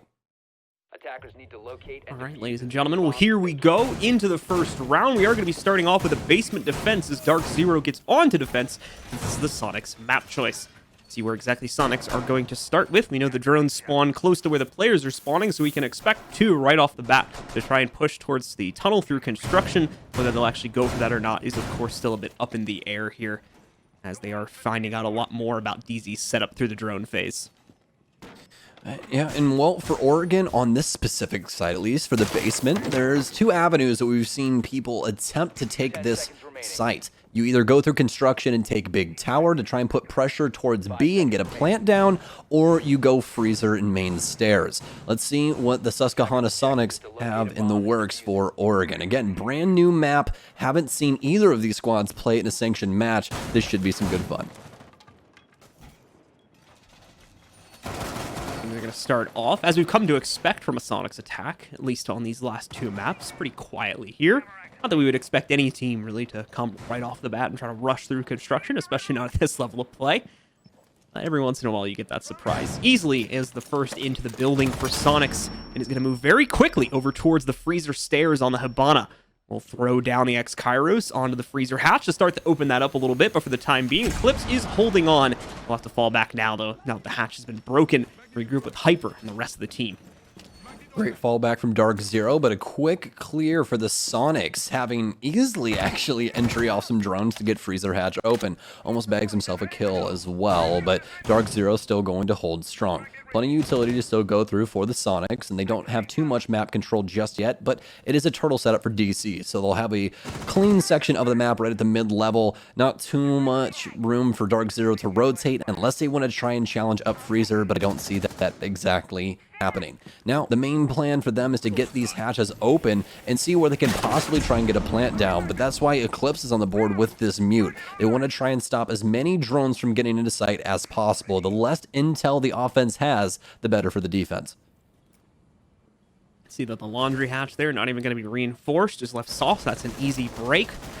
Them to try and pierce through it. Now get a little bit more room to work with as they try to collect the rest of their info. J9 will start a push down main stairs too. He's going to stop halfway just to double check the drone around the corner here and make sure he doesn't have any nasty surprises if he commits to this swing. More than likely to set up utility. It seems as though he's not even going to be the one doing it. Lags with the diffuser in hand. Over here now on the Maverick is going to try and do that. He's got a ping for, looks like the one player here, Eclipse, hiding out on the right side of the push. We'll try to swing in. Won't be able to line anything up just yet. The first of the gas grenades is going to swing. There is a hole through it, though, so they can go hard right and be able to push past that if they so choose. Eclipse put a lot of trust into that SMG-11 at distance into Laundry, now having 3 members at the bottom of main stairs for the Soniqs. Another Toxic Babe rings out and pours that yellow smoke into Laundry. Quite a bit of damage done to Easily now as well. No kills just yet. Pretty even damage exchange though, but it's definitely going into the favor of the Soniqs as things finally pop off. Lags as well as Eclipse as well as Sky is all falling. And it's a myriad of different kills. Diffuser now into the hands of the Capital, but that doesn't even matter. 2 versus 2 with only 15 seconds remaining. DarkZero looking masterful right now on this basement defense. Easily not very much HP, twists and turns, but it doesn't matter. DarkZero with round 1. A good start to the defensive half here for DarkZero, maintaining that basement control. As far as Soniqs are concerned, like you had mentioned, a great start getting that almost full freezer control within the first 30 to 40 seconds of the round. Problem was, from that point forward, tried to use Laundry as their secondary focal point in order to get into the site, but had so much trouble getting past the mute and smoke combo that was set up on either side of the Laundry hold. And because of that, it just gave more and more time for DZ to get ready and eventually hold when push came to shove, as we saw a few members of Sonic trying to force their way past the smoke and mute setup while we still had smoke grenades deployed. Overall, that round, very, very quick for the Soniqs to start, as you were saying, but didn't go their way. But now we have an adjustment from DarkZero, 6th pick coming in. Off of the Valkyrie, we got Clash in play. So we'll see what Houghton can achieve on that. I like the 6th pick, especially because of how fast Soniqs was playing on Consulate. This should slow them down quite a bit. We saw them try and utilize it on the yellow stairs on Consulate. Didn't work out too well because the Soniqs quickly adjusted to an admin take instead. And as we saw the last time on this map, on this specific site between Tempo and TSM, this might be more of the same. We saw them take Big Tower, get Attic open, then immediately rotate to Master to do the same to the Master Closet. And we saw Tempo rotate very quickly back and forth to try and stop them in every single spot they're going for that hard destruction. Now we need to see Houghton do the same with this Clash. He has to slow down this initial push from the Soniqs. Otherwise, this could be all for naught. Very light reinforcements here from DarkZero within the site itself, just leaving the attic to kids room half and half on the reinforcements there. We do see one more going on to the very far wall inside of kids itself that would be closest to the big window. But besides that, the only other reinforcements we have on the site are to block access between the master entry and the attic exit that we lead into the site there. So you can see that just to the left of Hyper right now. And we've also got the Clash in play once again, which is going to be defending against an expected, at least from DZ's perspective, push towards Big Tower. But it's not looking like we're getting that right off the bat. So more than likely, Houghton's going to have to move himself, probably in defense of that big window and stairs push. All right, well, now Soniqs setting themselves up to try and attack the bomb site. Plenty of presence on the double window for dorms. They've shifted Iconic to the singular window for games as well, which is kind of a fresher spot now. He's repelled a little bit to the side so he gets a better angle inside of there. This is the way that they've remade this upstairs site for Oregon. A lot more walls to worry about as well. And couple new sight lines, but Hotten's already there and ready to block the window. Iconic already off of Repel as well. This is something that I've been liking about the Sonics play thus far throughout this series, is that they're not afraid to make adjustments. If they don't see something there that it could be possibly helpful towards their cause, they immediately get rid of it. We don't need this. We need to focus on what's important, and what's important is getting this diffuser down like legs inside of dorms, but it's not going to matter because Hyper and Skies are there to stop everything from going on. Iconic works his way up yellow, but again, thwarted. 5 versus 2 now into the favor of the defense. Still have that clash up that has actually paid off in spades for the DarkZero squad. Hotten slowing down quite a few of these offensive members. These gas grenades just proved to be kryptonite, it seems, for Sonic's attack. Second round in a row now where the attack was either split or outright stopped due to the gas grenades delaying them or otherwise getting in their way. J9's going to find the first exchange here to start to bring this back under their control. Only the loss of Eclipse, though, still 4 standing strong for DZ at this point. Only 2 up, the Sonics. Trying to bring it back. J9 finds the info on at least one other player inside of Kids and seems to realize that there's a second one there, or expected the first player to swing onto him. Molly is going to burn up and completely kill the Clash. Unfortunately, Hyper is there for the immediate trade, and with Hotten now dead at the hands of that last kill that goes against the Sonics will seal the deal for DZ on that round. Very difficult sight here for Sonics and just difficult offensive rounds overall. It really seems that the Ying Thatcher ban is hindering them exactly how we thought at the beginning of the game. Not really able to get too much utility into sight to disrupt what's going on there. So they have to try and take these head-up gunfights and commit to these very awkward pushes, like you said, where they're practically just dying to toxic smoke and not truly any bullets. So very good play from DarkZero to bring it back to a utility-based setup instead of just trying to win these gunfights. Defenders, protect your bombs from being defused by attackers. To see how Sonics will look to evolve their take. Things actually look, for the most part, pretty similar to what we had before, but we do have the Nomad coming in to check there from Super, an operator that we saw played out by him quite a few times, or at least on his team in the last map. We're going to see that brought back into the fold once again here, or to hopefully restrict the movements from DarkZero, keep them locked in the site, and through that, Sonics will be able to line up their entries. They've been having a lot of problems with that, though, mainly due to the interruption of whoever's on the smoke for DC, at least on this round, that being Skies. Well, shifting down now to the kitchen cafeteria defense, and actually, Blue, we haven't seen one of these just yet. The last series you and I casted on this, they went meeting kitchen every single time. So for this site specifically, it's all about this shower area that we see DarkZero in. You got to worry about some verticality upstairs as well. So there's quite a few checked boxes that they're going to need to fill in order to make this work. And we'll see what Sonic's plan is for that. They've done a very good job at their drone game throughout this series once again, so I expect them to make the proper moves off rip, but it's going to come down to how they deal with this utility burn that DC's throwing at them. They are trying to set up here for a quick pick as well, if Hyper can get anyone. We'll just call for the movement of the Clash, and he can try to line up for a headshot, but so far, all the peeks he's actually gotten have been way too quick to try and react on. It looks like it is going to get called off here. They'll have at least one ping working itself into that theater hallway outside of kitchen. I'm unsure if they spotted a player there or not, but something draws their attention.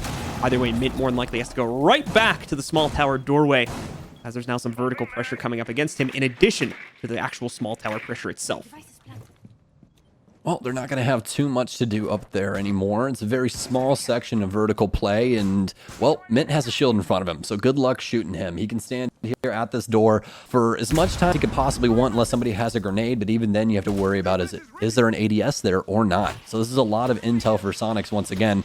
They do have some map pressure, though. Super's working his way up. Freezer could have a good flank be pulled off here. I don't know if DarkZero's even aware of it. They need to make sure that they're on these cameras. A default downstairs inside of Freezer should have been able to help them out with that, seeing that it's now gone. Only a minute and 20 seconds remain, but it's still a lot of time for DarkZero to have to deal with the Sonics as they try and force down small tower.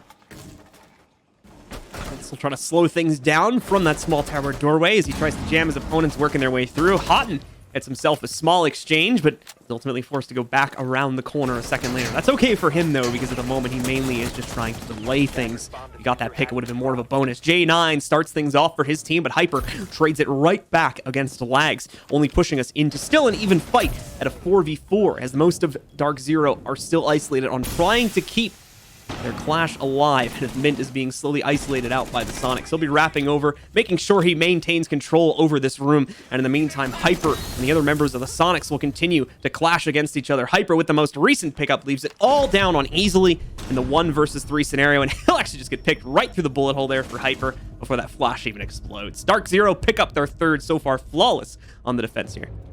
Well, I don't think that there is a single thing that we can predict throughout the entire day, John. I think that we just need to just sit here and shut up. Chaos reigns and then today. just do our jobs. That's it.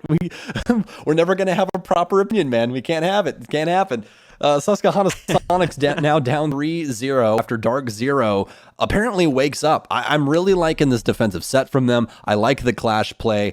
I like the Ying ban. There's so many pieces here to make this offense really, really hard for the Sonics that DZ has thrown at them. But the trouble is now, though, can DarkZero recreate what they're doing on the defense on this offense? But the thing is since they've started the defense, all of these rounds make it more and more easy to win the map. Because when it comes down to it, the Sonics more than likely are going to get 1, at best, possibly 2 offensive rounds.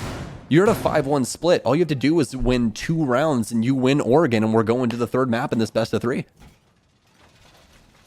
Certainly going to be a test for the Sonics if we end up in that position. We're on the second go-around of sites. We'll see exactly what they're going to look to change up. From the strategy perspective here, we still have a lot of the same notes being hit by the Sonics, so I don't think we'll see a major change of play from them, but I'll hold my tongue on that a little bit. Because if they're able to catch out some of these things that were delaying them back the last time that they attempted this attack, this is actually a very, very winnable round for them, in my opinion, as they got very close to doing it before with a quick action into Freezer. They just failed to push their laundry attempt actually further into the site as they got caught out by the gas grenades and didn't really find a good way to get around that. So assuming that they've been able to do that, that's the only huge obstacle that they should have, assuming that DZ is also playing everything the same. I completely agree with you. It just seemed more like a desync than anything actually being wrong. And sometimes it's as simple as that. I mean, it's Siege. There's a lot of things moving. You have to keep track of a lot of utility. And it's as simple as if I move ahead of you by half a second faster than you're moving and die before, now they have to worry about a 1-pinch attack instead of, or a 1-front attack rather than a 2-front attack. So sometimes it's as simple as that. It seems that we are going to have the Sonics go about things in a very similar fashion to the very first round that they went about this, though, but with just a lot more people upstairs to start things off. The last time we saw this droned out and then easily immediately jump inside to get that hatch. Instead, now it's a very quick grab of the front of the building to make sure that there's no rotates from DarkZero. Sky's going to take the mantle here over at the construction side entrance. Like him and a teammate actually just kind of both holding that for the time being. Sonics, in the meanwhile, taking a lot of control back up on the first floor. J9 is more likely going to rotate to group up with Iconic, and the two of them will push from construction. Lags and the other players here, they've gotten a hole in that hatch. They don't have it completely open just yet, though. Yeah, a few more moves here from Lags. He still has all of his torch charges here, so should have no problem getting them. Still has all of his torches, but I'm trying to figure out why there's that hole in this hatch. That really doesn't make sense. I was thinking it only takes. I was trying to think if they were. I was trying to think if they were maybe like not trying to open it because it would make more noise in hopes that they like maybe knew where someone was and they could get like a slight angle if they didn't fully open it or something like that. That's the only assumption that I can possibly have is that he just moved back and forth across it. But then again, he also had a lot of gas still left, so doesn't really make any sense. But easily with the very first kill of the round on the Hyper. Big pick. Hyper's been huge this entire Oregon map so far. 7-1-1 now. That's his first death through 4 rounds. Taking him out, certainly going to be a bit of a sigh of relief for the Sonics, but is it enough for them to win the round? That's still the question in the air. Skies will be the first no reply to that one. J9, though, putting Sonics right back in control of it. They pick up another man advantage with that frag. The rest of DarkZero, very passive setup for them, though, unless they decide to swing. This is where it gets a lot more difficult for Sonics. Unfortunately, things will get even more difficult here for DZ as Mint will drop out. Hopefully, he'll be back in relatively quickly. Skies, though, making a play here, tries to go right into the faces of Sonics. It just does not work out. Skies will be lost, and now it sits at a 4v1. Houghton left alone trying to clutch this. Very rough situation for Houghton as almost every single entry point is cut off. Great post plant here from Sonics, having every single angle watched. Sonics now with their very first round of Oregon, and it can only go up from here. The more offensive rounds they pick up, the better it is. Had that discussion before this round about that split, and well, even though it is off the back of someone lagging out on DarkZero, it still counts. Definitely way too deep into the round to reset. So now DarkZero going to be headed upstairs, not trusting the basement push anymore. Sonics has figured out how to put that puzzle together, so let's make it even more difficult, shall we? Let's shift things and even make it to where they can't move if they want to. Grab the Legion, grab all of those ops, such as Jaeger and Wilmai, to make things even more difficult for them on the utility burn section. And we're actually going to have a 6 pick come in for the Legion, and we're going to be going to the Clash. So I assume that we were actually going to see a 6 pick somewhere else, just because this site doesn't require that much soft destruction when it comes down to it, and also Clash has impacts now. So I assume we'd see something along the lines of maybe Mute switched out, but the Legion isn't going to get as much intel or stop as many drones, obviously, as that Mute. So probably a good 6 pick for DarkZero to switch out the Legion. More than likely the most expendable operator in that lineup. All right, well, that takes us through the prep phase here now. Things looking pretty much the same for DarkZero, with no real reason to change things up, looking at the performance from the last time they played on this map, being able to delay out the Sonics and eventually fish them in for some easy kills that they could collapse upon and then finish off the round.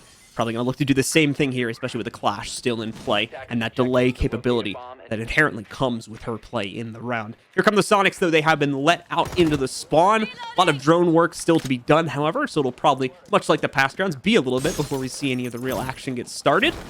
But at least we can start to take a look at players like Easley, who have been on the front lines for Sonics in these rounds and trying to make impact early on. I've been liking Easily being on the Habana as well, just because it's a more aggressive, hard breaching operator than someone like Thermite. Granted, their kit's almost the exact same. Stun grenades and a pretty good rifle. It's just the fact that Habana is that 3-speed. That movement actually matters when it comes to a lot of things, such as rotations, gunfights, the way you handle those. It's a little bit easier with that movement to take those aggressive gunfights with that 3-speed, especially with the angled grip on that Type 89 that Habana has to offer. Easley's come up quite a few times as being quite important on this op, so nice to be seeing him be so successful with this. Now, DarkZero, though, same setup as they had the last time at that 6 pick. Adjusted some ADSs around, though. You have some intel here at the top of white. The Sonics seem to want to go towards that double window once again, so this should be same song, same dance for DarkZero as well. Make sure to use that utility properly from Eclipse with the smoke grenades to stall out the Susquehanna Sonics as long as possible.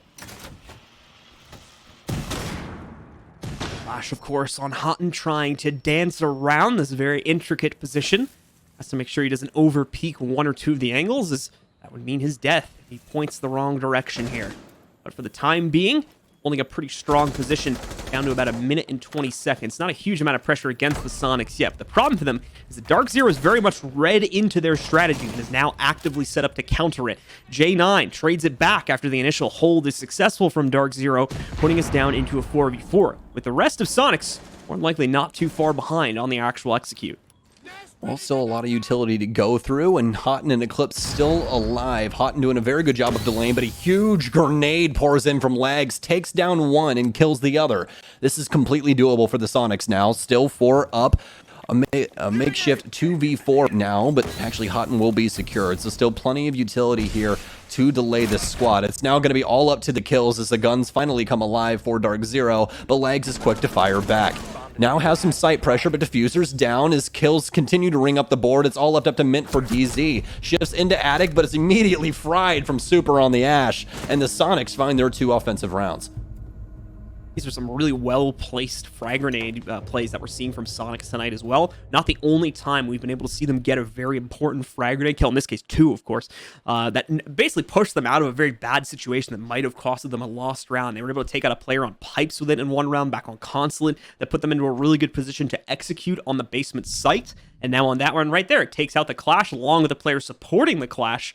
It makes it very easy for the rest of the team to hop in through big window and take control of the areas that up until that point they were avoiding doing so because the Clash held too much control. Completely agree with you. And also another thing that went into that round and assisted with legs and that kill is they killed Wamai so early on. And since Wamai works extremely similar to how Legion works, being on a time-based constraint for his utility, if you kill him early on, that's less things that you have to burn through. We also saw the ADSs stacked up at the top of yellow, and guess where that frag grenade went? It did not go, or not top yellow, excuse me, top white. We saw those ADSs stacked up, but that's not where the frag grenade went at all. It went right into kids' dorms and got that almost 2K, and that was really the changing point for the Sonics. It seemed to be DarkZero all the way until they were finally able to burn through that initial utility at the double window. That seems to be where the priority should have been for DarkZero, especially after that last round where we saw something quite similar. We saw one man attempt to push up white, didn't work out, but the main push came from that double window. It seemed that DarkZero just missed the mark. Yeah, also Sonics even had like additional angles added to that one too in case they couldn't push past the Clash. Like they were going to have their Ash potentially move in through that armory window back at the top at main stairs too. So Sonics had a lot in their kind of idea book for ways to get out of that bad situation, for ways to get past the hard lock defense from DarkZero there. Thankfully, only the first option, which I'm assuming the nade was the first option, was needed for them to do it. So we didn't have to see the more crazier solutions come into play, just yet anyway. Into another round we go for the Sonics as they look to try and tie us up at 3-3 into the last round of the half here. DarkZero looking to at least maintain an advantage by closing out another basement round for themselves. Well, as we've grown to notice from this so far, at least on Oregon, through the last two maps we've seen, is that these offenses move quite slow. There's a lot of intel you need to make sure that there's no roamers, lots of areas for them to be, including the top of Big Tower. So much that you have to worry about, and then you finally get to site where you have to worry about all that utility. So we're going to be here for a while as these drones continue to spin around. Hyper playing aggressively on the back stairs. I actually don't like this at all, just because Hyper is on that Wamai. You don't want to see him on an operator like this because if he dies early, once again, you lose all of that utility that Wamai has to offer when he dies early. Maybe switching him over to something like the Jaeger that Hotten's playing would work out a little bit more, but again, it is DarkZero. I'm not going to question too much. Usually there's some mad scientists working in the lab on these things. Eclipse's position will get spotted out as he's drone. Quickly dispatches of it though, and we'll just relocate. Slight adjustment for him. J9 is right above the hatch in the next room, unfortunately, as you can see, does not have an angle that would allow him to light up a shot against Eclipse or anyone else on DarkZero sitting in the backside for that matter. That's going to start to change soon though, as the walls are being opened up into the site. Eclipse will have to quickly rotate to the back area into the B site itself, where we'll have easily start droning in through the hole that was just made by him. Very patient game here for the Sonics as they lie in wait inside a freezer for any prey that could possibly pass by them.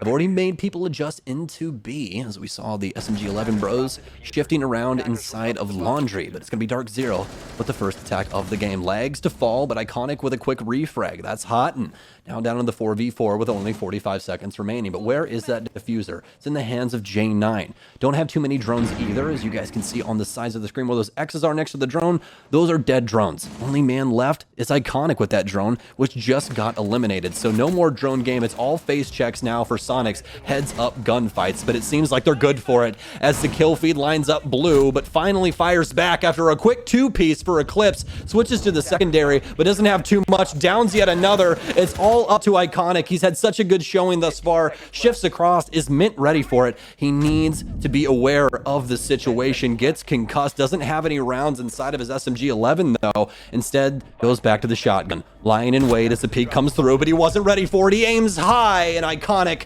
just a little bit too high. Eclipse clutches up, or excuse me, Mint clutches up. DarkZero finds yet another defensive round.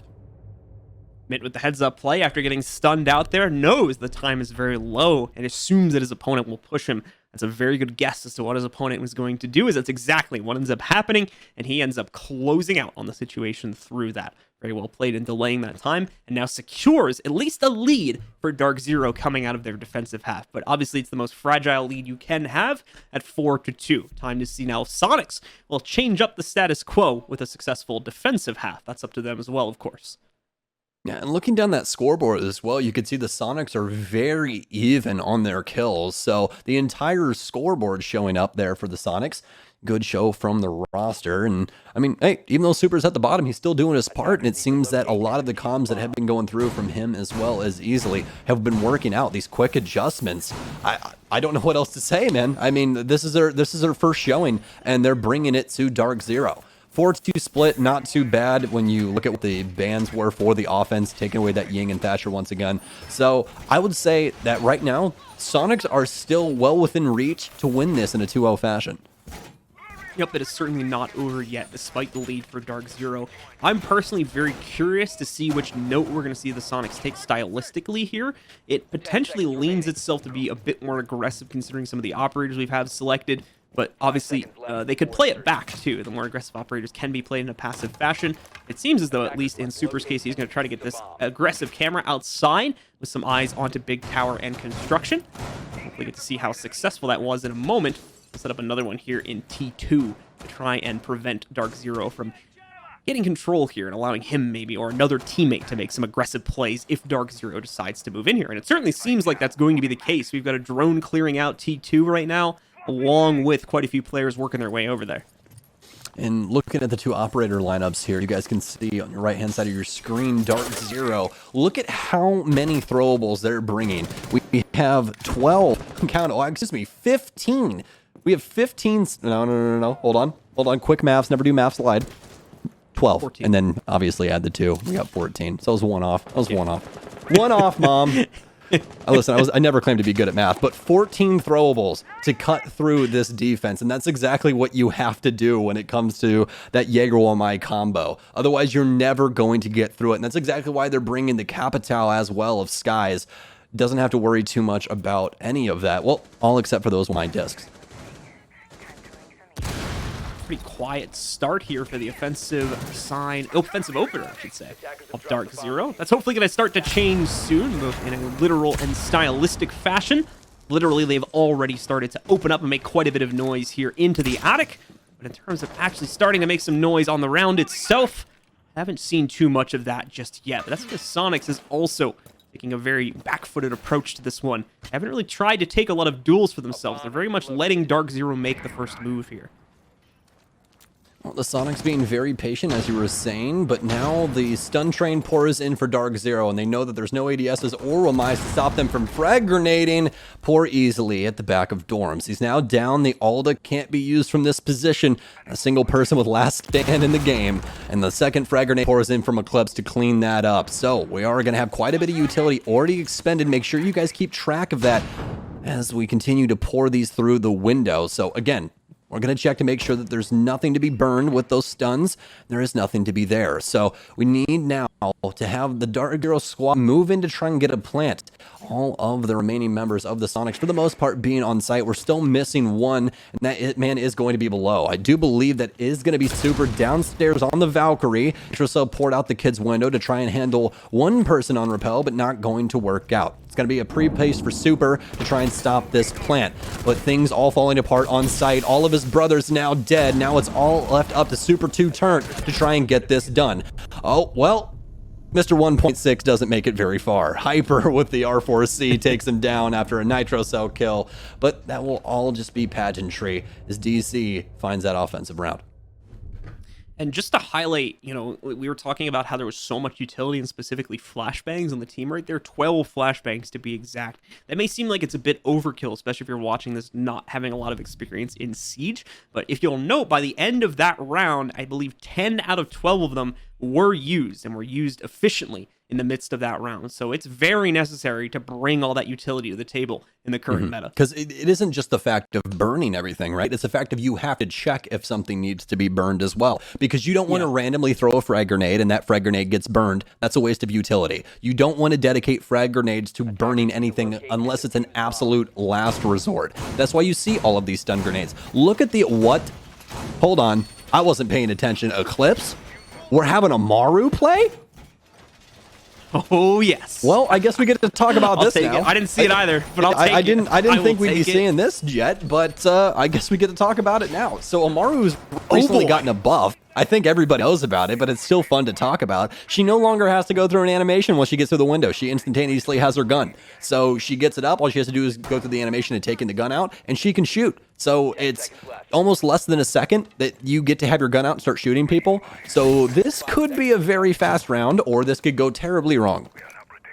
The question is, how do they use her? Because we talked about this on the last playday. You know, just having her kind of just yeet in right from the start into a window probably isn't the best idea, because even if she gets the kill on entry, she still has 4 other players somewhere close to her. So how exactly do you apply her in the mid-round in order to make impact? That's the question. Are you ready? Now.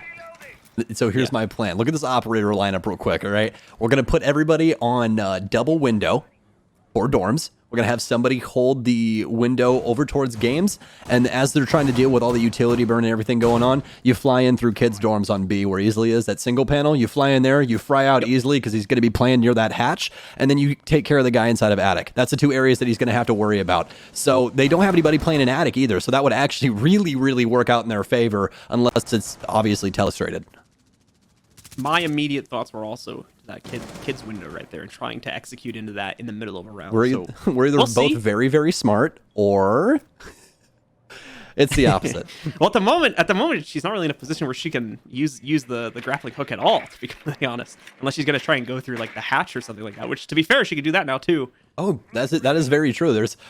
As long as it's soft, she can go through it. If I wouldn't put it past DarkZero. I wouldn't. Oh, is he good? There's. Oh, and there is a soft hatch there. Goes up that hatch, Joe. I swear to God. So there is the possibility for that play. We'll hold our tongue on that until it actually happens, though. Because DZ are definitely setting up for something. The drones are spinning. The drones are spinning. They want to make sure that this works. They brought Eclipse. They have to try it at least. Otherwise, why did you bring the Gara hook in the first place? We are still going to have Super on Rome, though, and this is the part that could be very troublesome. They haven't droned him out just yet. Super, with some good IQ, finds Drone in the corner. Going to make this a little bit difficult. Got spotted at the last second there, so he has to pull back more than likely. It looks like Eclipse is potentially pulling back from that hatch as well, so this may not be happening in the most exciting fashion that we expected it to. I'll hold myself on that, though, because he did stop pulling himself back to recheck the drones. Super might make another push up the stairs, and this could be some good timing on it too. Here comes Eclipse moving in, and yup, it's exactly what we thought. Up through the hatch. Is it enough? No, it's a complete failure, and it goes down. But besides that, Hyper and Houghton have found the impact. Lags just picked up his second, though, with the trade on to Houghton. 3 still alive for the Sonics, 2 up for DarkZero, and both are lit on the DarkZero side of things. Hyper just went down, and now it's all on Mint. In the 1 versus 3, one player is down, so it's a 1v2. He'll confirm that one, but is not able to follow up with any more. Lags finishes it off with a 3rd kill on the round, and Sonics shut that defensive one down. Come on, Eclipse. I wanted to see magic happen, and you disappointed me. We talked such a big game for you, and nothing happened. Well, we are going to have the defense clean up yet another round. So now, DarkZero, 5-3. Need to try and bring this back now. After that, not get out too well. So laundry room for the Sonics. I'm going to be bringing a very similar lineup. Have Super on the Vigil, though. Haven't seen this one just yet. And with the current operator lineup, I don't know if it'll exactly work out too well. I could see Super possibly using this for Big Tower, or just trying to roam extremely far off of site and come in late to try and thwart whatever DarkZero is attempting to do for their execute. That's more than likely how it's going to be played. But again, he could just play on site, turn the backpack on and off, on and off, on and off. You really never know with Super. His ideas sometimes blow everybody else's out of the water. Well, we'll see how that all pans out as we get further into the round itself, but we still have to check out the setup, which, again, no reason to believe why this would be anything out of the ordinary from the Sonics. Basement seems to be set up by the defenders in a pretty straightforward way. Doesn't get altered too much, except for a couple wall changes here or there in terms of where you're placing your reinforcements. And again, it's looking like we've got pretty much that exact formula. The one wall being left soft onto the side construction entrance, so they'll just shoot that out right now. Both walls getting reinforced on the main entrance. And looking like a pretty active... What is going on here? Hold on. Sonics are going to get very aggro at the start. I don't even think there's anyone out there. Oh, it's just a setup utility. So they're just going to put a couple ADSs and some barbed wire down here. And it looks like something else got chucked in there. Probably a Wamai gadget at the last second, They put 2 Wamai discs, an ADS, and a roll of barbed wire out there, as well as easily playing on the Clash, and they have a shield on the double door. So main game plan there is just try to get people to walk it easily, and hopefully he can get a kill from the shield, maybe get a couple picks. And also you have to see enemy detected outside constantly as he stands out here, which just big red text in the middle of your screen. it's very reminiscent of throwing alibis on the top of border. See how that can be annoying for people as well. But besides that, things start off pretty quietly once again. DarkZero not trying to make any aggressive moves off the bat here, especially not towards the site itself.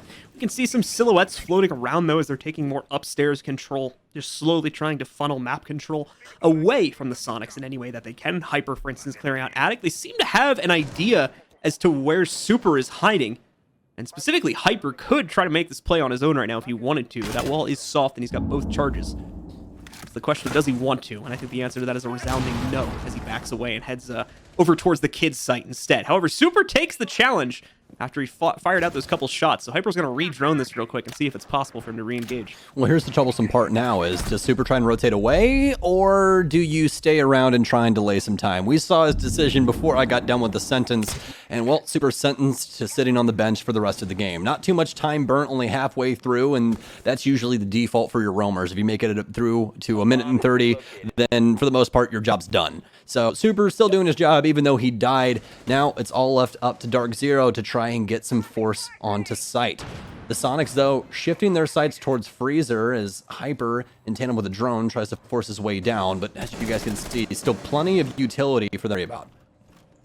Grizzly with some great Freezer control here is going to continue to push that forward. No reason for him to give this up, as there is active pressure still on those stairs. That may be shifting away, however, as Eclipse at least has found an entry point into the basement from the back steps or construction. Gonna start to work forward. Had an opportunity to kill the Clash, but she turned just at the right moment to save herself. Now Eclipse is gonna look for some other pickups here. He'll be slowed down by the Clash. He knows he's got one on the freeze door, at least he thought so, but unscoped just at the wrong timing. J9 picks up the kill there. Hyper trades back onto J9. The Clash still alive in the middle of all this, by the way, and is now gonna try to get aggressive. Nearly gets the pick onto Hyper, but now Iconic will come into the fold in the midst of the site. Mint, however, will trade it back with one more kill for DC as they take control of the 9th round. Oh, very troublesome for the Sonics. Not a very good defense for them after what seemed to be a pretty good game plan if DarkZero attempted to attack construction, but that wasn't it from the start. They wanted that freezer control and to try and get a plant inside of Laundry.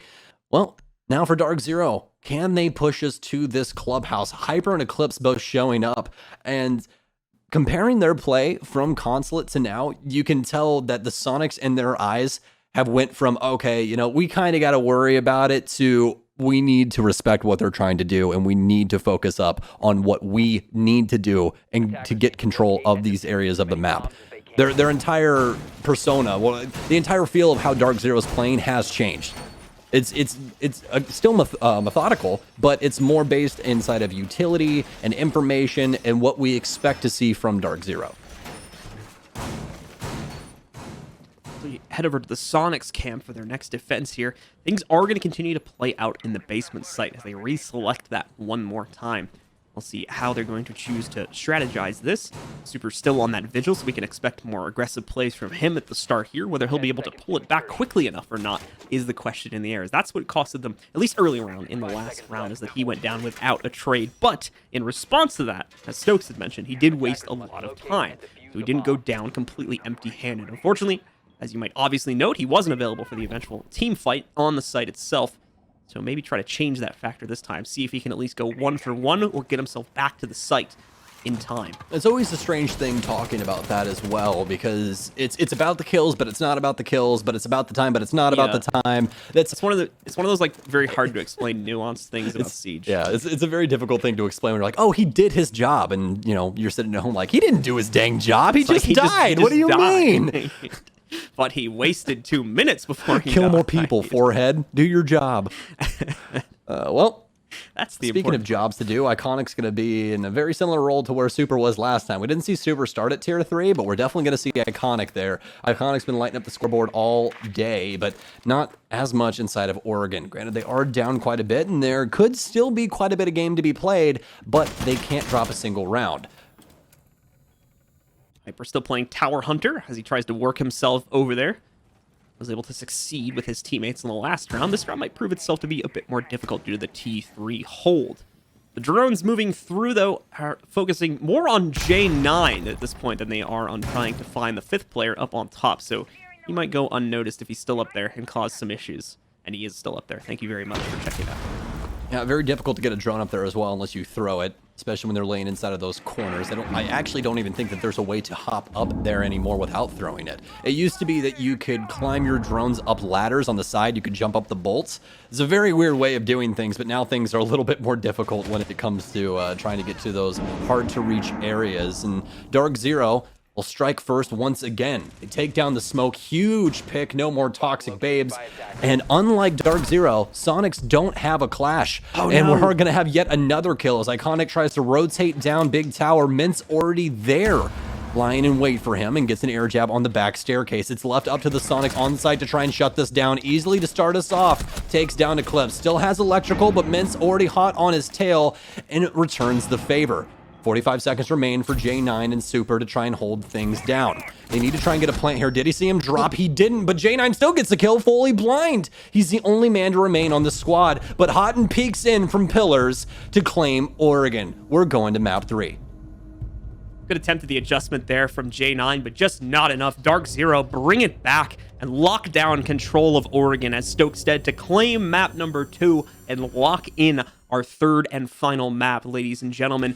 We've got that third map coming up. We've got all the action for you tonight. We're going to go the full distance, full 6 maps. But you've got to wait just a little bit longer before we get to that third and final map. Stick with us. We'll have more action for the North American League coming up right after this break.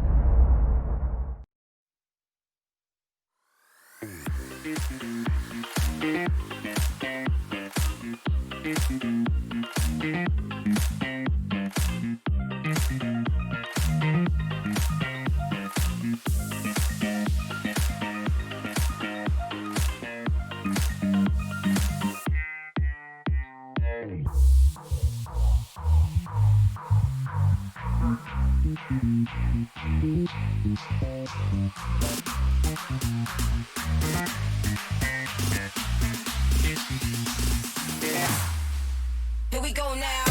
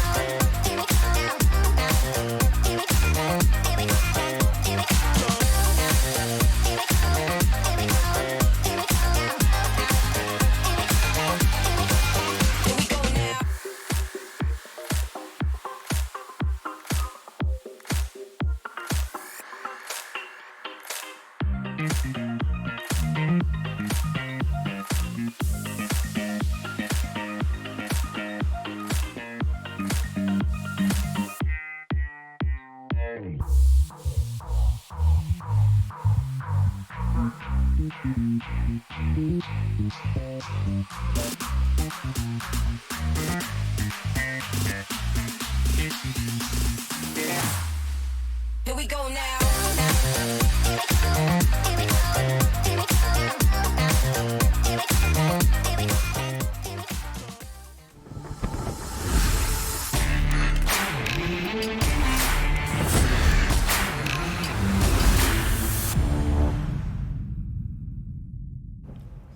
Welcome back, everyone. I'm Jackie Jing, and I am with our analysts, Veli and Jesse, and DarkZero pulling out map 2.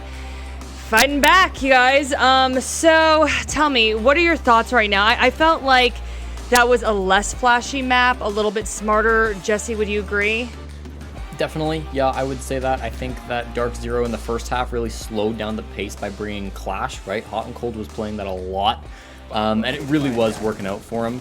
I thought that the way he played it, particularly like outside of the basement, was really, really helpful to his squad because it just helped slow things down and forced Soniqs to go less like frag heavy. Usually those bomb sites can get a little bit hectic. Usually people can flex their, their fragging muscles. And this time it really, you couldn't do that because Hot and Cold was just staring at you and you're not going to win a gunfight when you're slowed like that. I also thought the intel that he was able to give to his team was huge. Basically, like, he was able to call out where people were. That meant he was able to direct C4s, just help out his squad for winning their gunfights as they're slowed. So he really put in a lot of effort on that Clash, and that really helped things become less of a frag-heavy situation. Jackie, ultimately what it really boils down to is the fact that Soniqs, they were going into gunfights with the most confidence in the world. And what better way to handle that than to slow them down? Let them peek you face first, get your teammates there to back you up, and then you get the switch, you get the kill, and keep it moving. They did exactly that. So, hats off to DarkZero. That's not something I expected from them, but they brought Clash out every single chance they had, and they dominated. Yeah, Clash was one of the major adjustments they made. What were some other adjustments that stuck out to you, Valley? I like the amount of utility that they brought. I know Stokes is still first grade level math, but about every single person on their operator lineup had at least 3 flashbangs or 2 frag grenades. And I thought that was great, especially when it came to attacking kids up top, because of the fact that you can burn so many ADSs and also Wamai's Magnus that by the time those are gone, you can toss a frag grenade in, get the easy kills like we saw in Easily when he was on Maestro. Great job by DarkZero. And that was pretty much their strategy. Utility burn, and it worked out in their favor.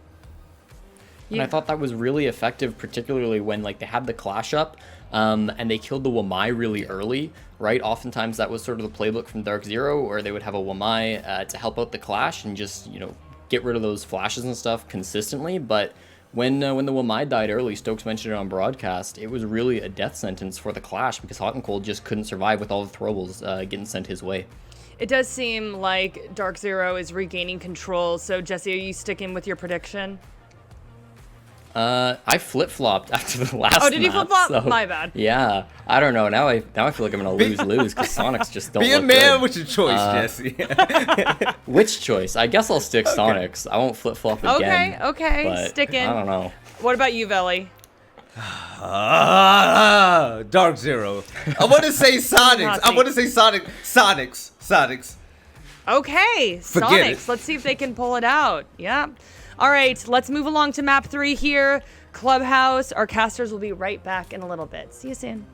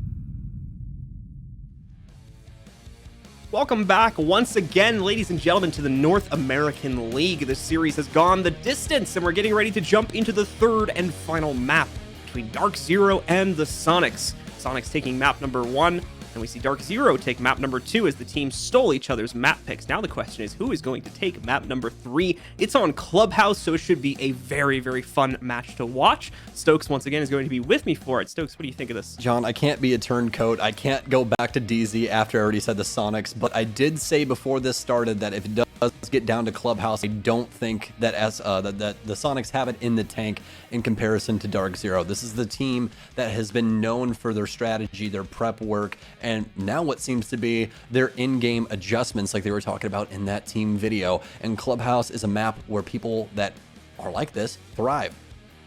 Perfect example. Yeah, and I SSG. Absolutely, and I think the real surprise I think tonight has been like how solid Soniqs has been as a unit, despite the fact that, again, let's just remind people of this. We kind of stopped bringing it up because it stopped being relevant, but they're playing with 2 subs right now that have only been playing with the team for what we understand about a week or so now. 4 days, apparently. So that's what I saw on Twitter. Yeah, 4 days. Sorry, 4 days. So considering that they've been able to piece together this successful match against DarkZero, that's kind of like begging the question now, what exactly is happening here? Is this the successes of Soniqs, or is DarkZero kind of failing in their own right in this matchup? Honestly, it's hard to say. It's got to be at the feet of DarkZero, though, because as we talked about before this entire matchup even started, and you guys heard the analysts talk about it as well, this is DarkZero's match to lose. You can't lose to a team that doesn't even have 2 of their starters and just recently picked up another one. They don't even have half the age of your team as the current lineup. There hasn't been a roster change on DarkZero since November of last year, and we're at the 3rd map out of this best of 3. All right, guys. Well, it's time to find out if Soniqs, with 2 subs on the team, can go the full distance and pull off a massive upset against DarkZero on what should be a very difficult map to do it on, Clubhouse. The bans, of course, already working their way through. Maverick and Capital have been left out, which means that we still have quite a few operators which are normally banned out of the pool still in the play. Mira is going to be our first defender ban, and we're very quickly moving through them. Seems teams knew exactly what they wanted here. Our 4th and final ban will be Bandit. Okay, so Bandit going to be removed from the Soniqs, and honestly, the main usage for it is since Maverick's gone, they're going to take the Bandit away because Bandit tricking's just better than all other tricking. Kaid tricking's not very good. Playing mute in this situation isn't the best. It's very difficult when you're going up against a Thermite just because how fast the fuse time is on that exothermic charge. So I'd say it's a good ban from the defense to try and hinder any defensive play towards that plat wall on on CCTV. Excuse me. Yeah, and it's completely shifted them away from trying to trick that wall at all. The only operator with the ability to deny it on the defensive lineup right now is obviously going to be the Mute. But even from the Mute's perspective, he can't really actively trick it, to my knowledge. So that's just going to go down at the start, get destroyed by the EMP grenades, and probably have a very quick wall getting blown up there on the east side of security. Yeah, the plan for the Soniqs is not to keep the wall closed. It's be prepped for when the wall is open, and not a bad setup from them. I think the operators that they're bringing is honestly everything they need. There isn't anything here that really is an outlier to, okay, this could possibly be a huge problem. They're bringing that my Jaeger combo that we've seen throughout this entire series. We got good intel with that Maestro and Valkyrie. We have plenty of nitro cells in play to try and stop any plant. The only thing I could possibly see that could go wrong for the Soniqs here would possibly be a good amount of intel coming from DarkZero to get rid of these Wamais and ADSs early on and make it a lot more difficult to hold these pivotal areas. I'm starting to tick down here, and for DarkZero, they're spawned on the map. Let's take a look at what their opening strat is going to be. Already got a couple people working their way towards that wall. They can open the wall at pretty much any point, though, for the reasons that we talked about previously. There's not going to be any resistance from the defenders on that. So that's a pretty easy check on the list to get rid of. get off and out of the way. In the meantime, got a couple other players watching out in this early round situation. Skies trying to check the front gym construction and bedroom windows to make sure nobody fools around with that. In the meantime, as you'd mentioned, Stokes, the east wall gets opened very early on here, and they will be set up to specifically counter the push after the wall is open, not necessarily to deny the wall opening itself. You can see players like J9 holding behind this reinforced shield. They'll be the first real obstacles the DarkZero will now have to get through in order to take this site. Yeah, they also have Super playing top garage, which is a regular spot for anyone to be playing. You want to hold down the rafters so that B is a little bit more difficult to execute on. This is one of the main areas for the offense to get control of, but the thing is, for Super here, he doesn't have a rotate back to site. Granted, on this setup, you really wouldn't expect one because you're not going to have a good time trying to cross while this wall's open. So instead, they just have a little bit of an area in that soft obstruction open so that he has line of sight instead. Early on, though, easily falls off, and that's going to be the mute gun. So one nitro cell already expended and quite a bit of damage done to lags. This round is not looking too good to Sonic so far.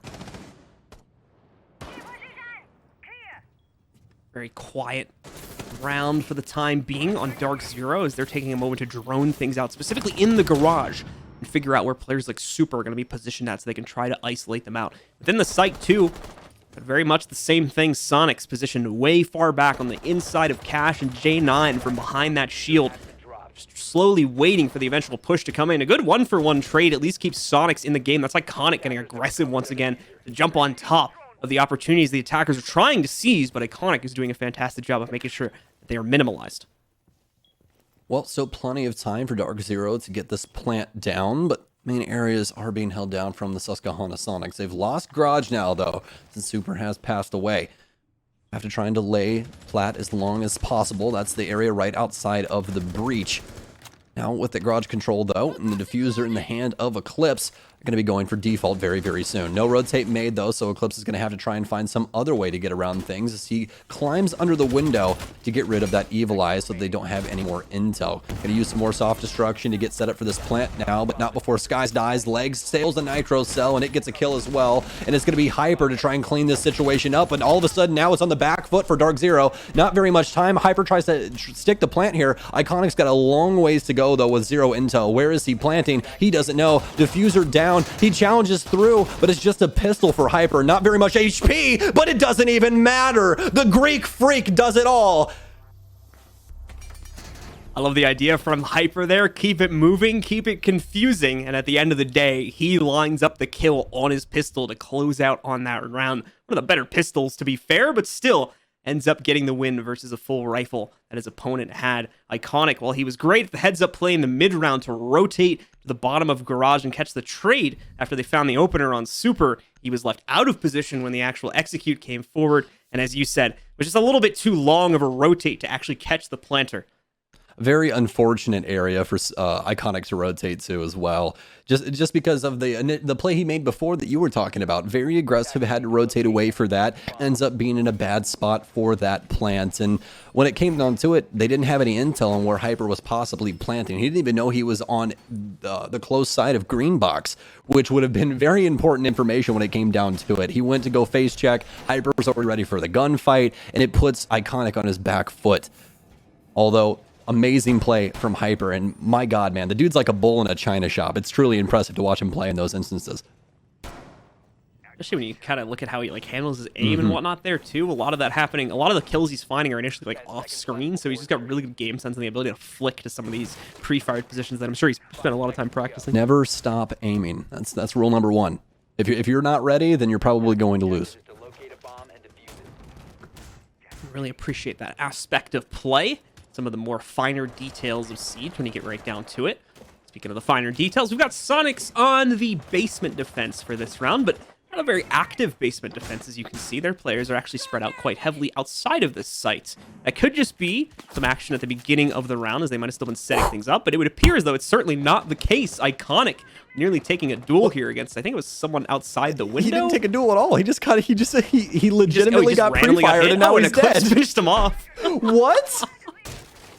Did he kill him from logistics? Oh, outside there. Oh, no, we got him from the single panel. Eclipse killed him through the single panel for construction.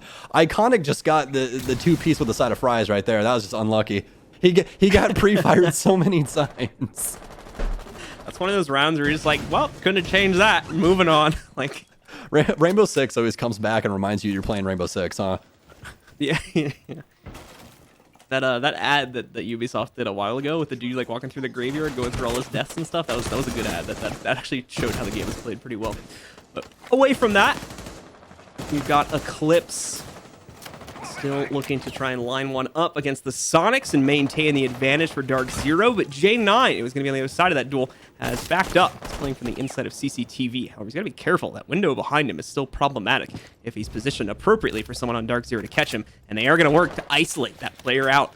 J9, after some delay, is found by the window and knocked out by Eclipse. I was very surprised to not see him challenge that window after the sound cue came through for the construction window, but instead tries to play it safe.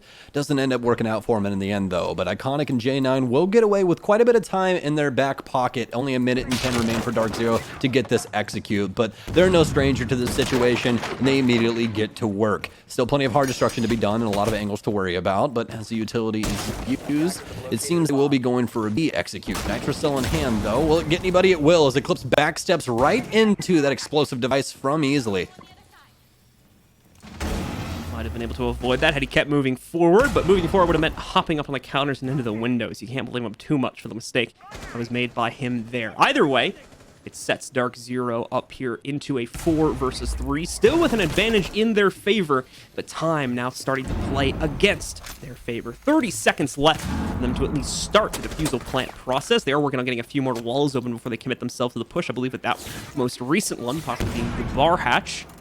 Away from this, we take a look at Super, who's still holding blue to the best extent that he can. In fact, he pushed himself back to the oil pit a little bit here, but Hyper's aware of it. Can he get the kill? Yes, he can. And that's opened up blue as a possibility for the attacker. Sky's going to push it even further now from his own angle. Well, now they need to get a diffuser down. They already know where it is. Easily burns one, but he's almost killed from the hatch. No, does he down him? He can't. It's Houghton to stop it after the plant goes down. So DC will not only get a kill, but they will also get a diffusal plant inside of those respective categories in the KDA. So DarkZero once again with a round on Clubhouse, looking absolutely dynamite on this offensive half. A lot more one-sided in the midst of that round too. Great execute from them. Sets them up with a solid lead to build off of here, and starts to send their opponents, Sonics, reeling into other sites for more options to play. They're not going to go to the third site that we see a lot of teams go for, which is that Master and Gym. Instead, they're going to head back over to CCTV and Cash to give this another try, noting how close it was on the first attempt back in round 1. Oh, back upstairs, as you were saying, seems to be a very similar setup as you see J9 and Iconic placing the shield and ADS combo that they had here the last time. So more than likely going to see Super in the rafters inside of Garage. And John, what do you think went wrong here the last time? Personally speaking, it seemed that DarkZero just had all the entries they really, really needed. The situation never seemed to be in Sonic's favor, even though they were prepared to have that wall open. Just the gunfights didn't go their way. Yeah, at least when it comes to the specific attack that already happened on this site, that seemed to be the way that things ended up folding down, especially at the very end of it, the final 1v1, of course, just being decided by a gunfight. And the fact that Iconic was slightly out of position. So the Iconic out of position issue is obviously very easily fixed. They'll just be a little bit more cognizant of that as they move into this round. But the more nuanced mid-round issues, that's going to be something that Sonics have to look to patch up over the course of the map here, I think. And even with all of that, I still think that it's worth talking about and praising how Sonics has played today. Even inside of this clubhouse, they're down 2-0 right now. No one expected them to be nearly as successful as they're being. I thought this was about to be the fastest best of 3 I've ever casted in my life, and I'll be brutally honest about that. So I apologize to the Sonics because they are outperforming every single expectation that anybody had for them today, and you can't even argue that you thought that they were going to be successful before this match. Yeah, no, I'll agree with that entirely. I did not think we were going to be on this third map. I expected like a 7-1, 7-2 on the first 2 maps, and that being a swift victory for DarkZero. Sonics have certainly blown, although at least my expectations for this match, out of the water easily, like by a huge Makes me so very happy, man, especially with seeing all these new players, specifically Iconic. Known the guy for a very long time. It's great to see him performing so well in this first matchup. But now we're back onto this defensive round that we were talking about earlier. So it's going to be up to DarkZero to see if they can get these gunfights to work out. Last time came down to a 1v1 between Hyper and Iconic. Already saw one of those today. Are we going to see another? Oh, DarkZero already has the main wall open, but that wasn't too difficult to do. No wall denial, all except for the mute on the Susquehanna Sonics. Gonna get rid of the shield early on here as well, so J9 will have to fall back into cash. Yeah, J9 will get forced out of there. That was something that delayed DarkZero's take by a pretty good margin back in round number 1. So now that that is clear, things should be a little bit more open for the play possibility on DarkZero's side of it. We can see why it took so long to clear Super out in the last round, because he more likely had this same Evil Eye set up. And once again, it's going to be in their way. A 1-for-1 exchange keeps things even, as Easily finds that kill from up on top of Red Stare. Iconic has also been downed here. And he's somewhat near Easily. I don't think he feels the need to go back and res him at this point, though. They might just be leaving him down for the time being. And Mint's going to hop in, and finish him off over these next few seconds. So, Iconic, not redeemable in that situation, and DarkZero will hold the man advantage. DarkZero is good on intel, as they ever have been. Still using those drones even into such a late time in the round. What a pre-fire from Eclipse to rip Super to pieces inside of Rafters as well. Full garage control now, but only 30 seconds remain. What are we doing for soft destruction? Well, we still have Eclipse and Hyper, but more so onto Eclipse with Sledgehammer, but Easily still alive and well, as you can see, but not very much HP, so minus the weld there and input, probably dead, as Hyper rips his head off with a pre-fire. It's down to the 3v1 now. Can J9 prove his worth? He can't. Tries to take the gunfight on the breach, but it's hot and cold. That's just a little bit better. Much how round 2-1 was, round 3-2 will also be much more one-sided in DarkZero's favor than the previous one. Things are snowballing in the wrong direction right now for Sonics, and they need to put a stop to it very, very soon. Otherwise, we could be looking at another one-sided half here for DarkZero's favor. 3-0, unchallenged at this point, although they came very close in the first round. Sonics will now attempt to rotate to Jim in hopes of a better setup there. Okay, well, Gym bedroom and no castle selected, so I'm going to assume that's more than likely fallen in line just because of the sledge pick that we've seen quite often. I want to give them just free castle barricades on the windows. They are going to have an alibi, though, which is an operator that we don't see too often, and if you're fresh to the game, you're probably wondering what she does. Well, she has these little holograms of herself that if you shoot them, they actually mark you 5 times in quick succession. Some really good intel, and it makes it to where a lot of the pre-fires that we see a lot of pros use very often because of the ammo count in Siege makes you be more cognizant of that. You can't pre-fire everything because Alibi gets free intel from it.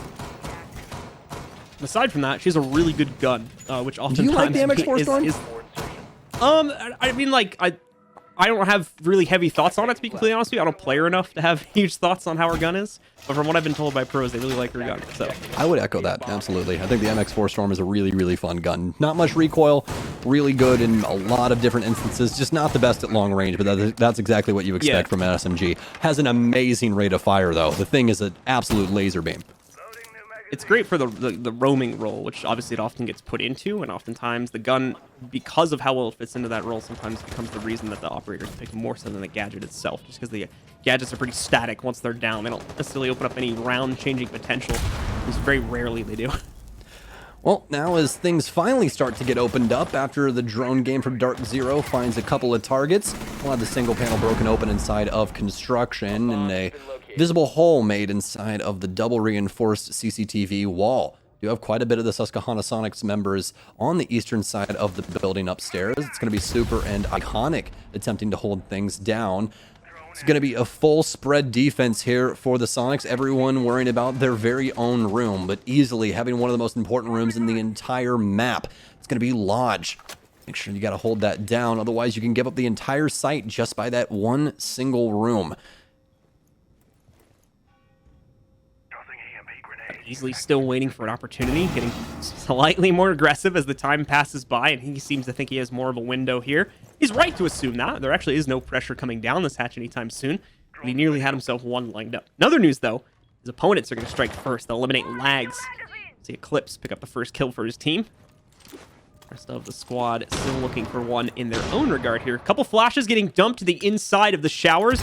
A frag grenade more than likely going to follow that up, and it goes right into the corner where we had J9 sitting. If you were wondering why the screen was white for a second, it was from J9's perspective. He couldn't see a darn thing, including the grenade notification as it was flung towards him. Looked like Minnesota in the winner, all white. No, it's actually going to end up being a quick trade in quick succession, but it's DarkZero to come out on top. Iconic has to prove his worth here. Takes down one on the top of main, but now it's all down to him, and it's going to be quickly dispatched from DarkZero, as it seems to be every single time we hit a minute and 30, Susquehanna Sonics members start losing their heads.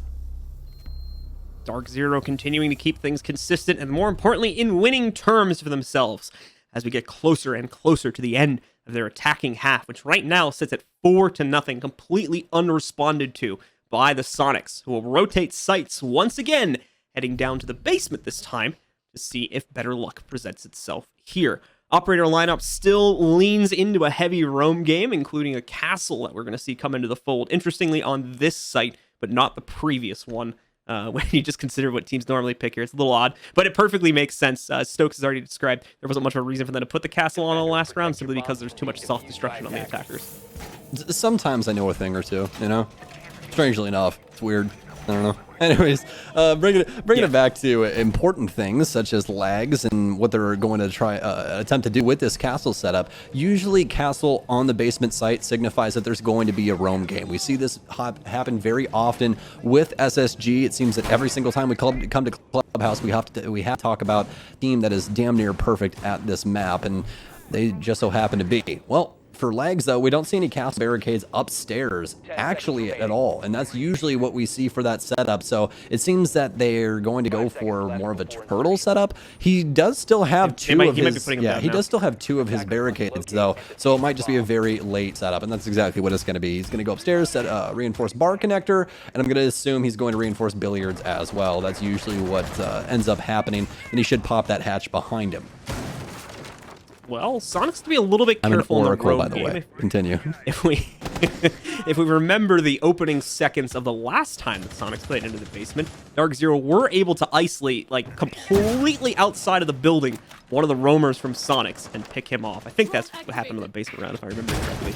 But yeah, so Sonics more than likely not going to be doing too much of heavy aggression in these first 30 seconds to a minute. What they are putting out is, for the most part, being deployed on the first floor, but we actually do have J9 once again holding from the inside of Cash, so he's still going to look to get into the way of this initial attack. He even has the Nitro Cell prepped to try and punish a push from that side entrance if anyone goes for it.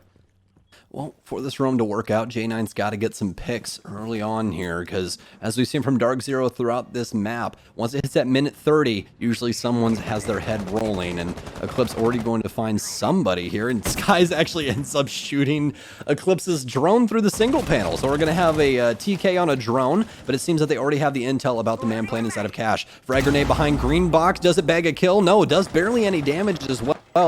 More than likely due to the system for those frag grenades, but it doesn't even matter. A bullet works just as well placed into the skull of J9. Eclipse now working his way downstairs after they have entire top control in the hands of DZ. Seems that for the rest of the Sonics, it's rush back to site and try and hold things down. Super, once again, will be challenged inside of blue as he's going to look to defend this on the Jaeger. More than likely, considering the current DZ positions, we would see a few players try to push towards that, but we'll see in just a moment if we are going to have any aggression working itself down through the blue stairs or through oil pit, and it seems as those stairs at least is where we're going to see a drone get sent from Hyper. It'll have to work its way past Super. A lot more of the player base from DZ, though, has gone to where they pushed themselves in the last round, and is going to start clearing things out on top of those main stairs, trying to get a little bit of intel from there. Hyper's going to send his own drone down through oil pit and once again check things out here.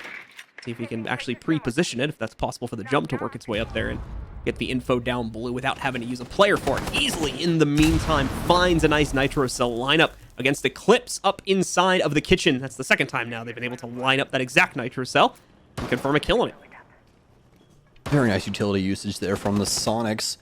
Try and make this equal, but they still have to worry about Hyper, and that's exactly who's going to get the next kill, and it's on to Easily as well. Hot and Cold follows suit, and the Sonics falling apart downstairs. 15 seconds remain. We still need to plant. It's in Hotten's hands, but Hyper's quick on the trigger once again. Almost gets another, but it's up to Super now. He has to stand up for the team and win this 1 versus 3. Still has one at AK, but immediately gets pinched from Skies, as well as the player inside of Long. what a great play from DarkZero running into that very low time.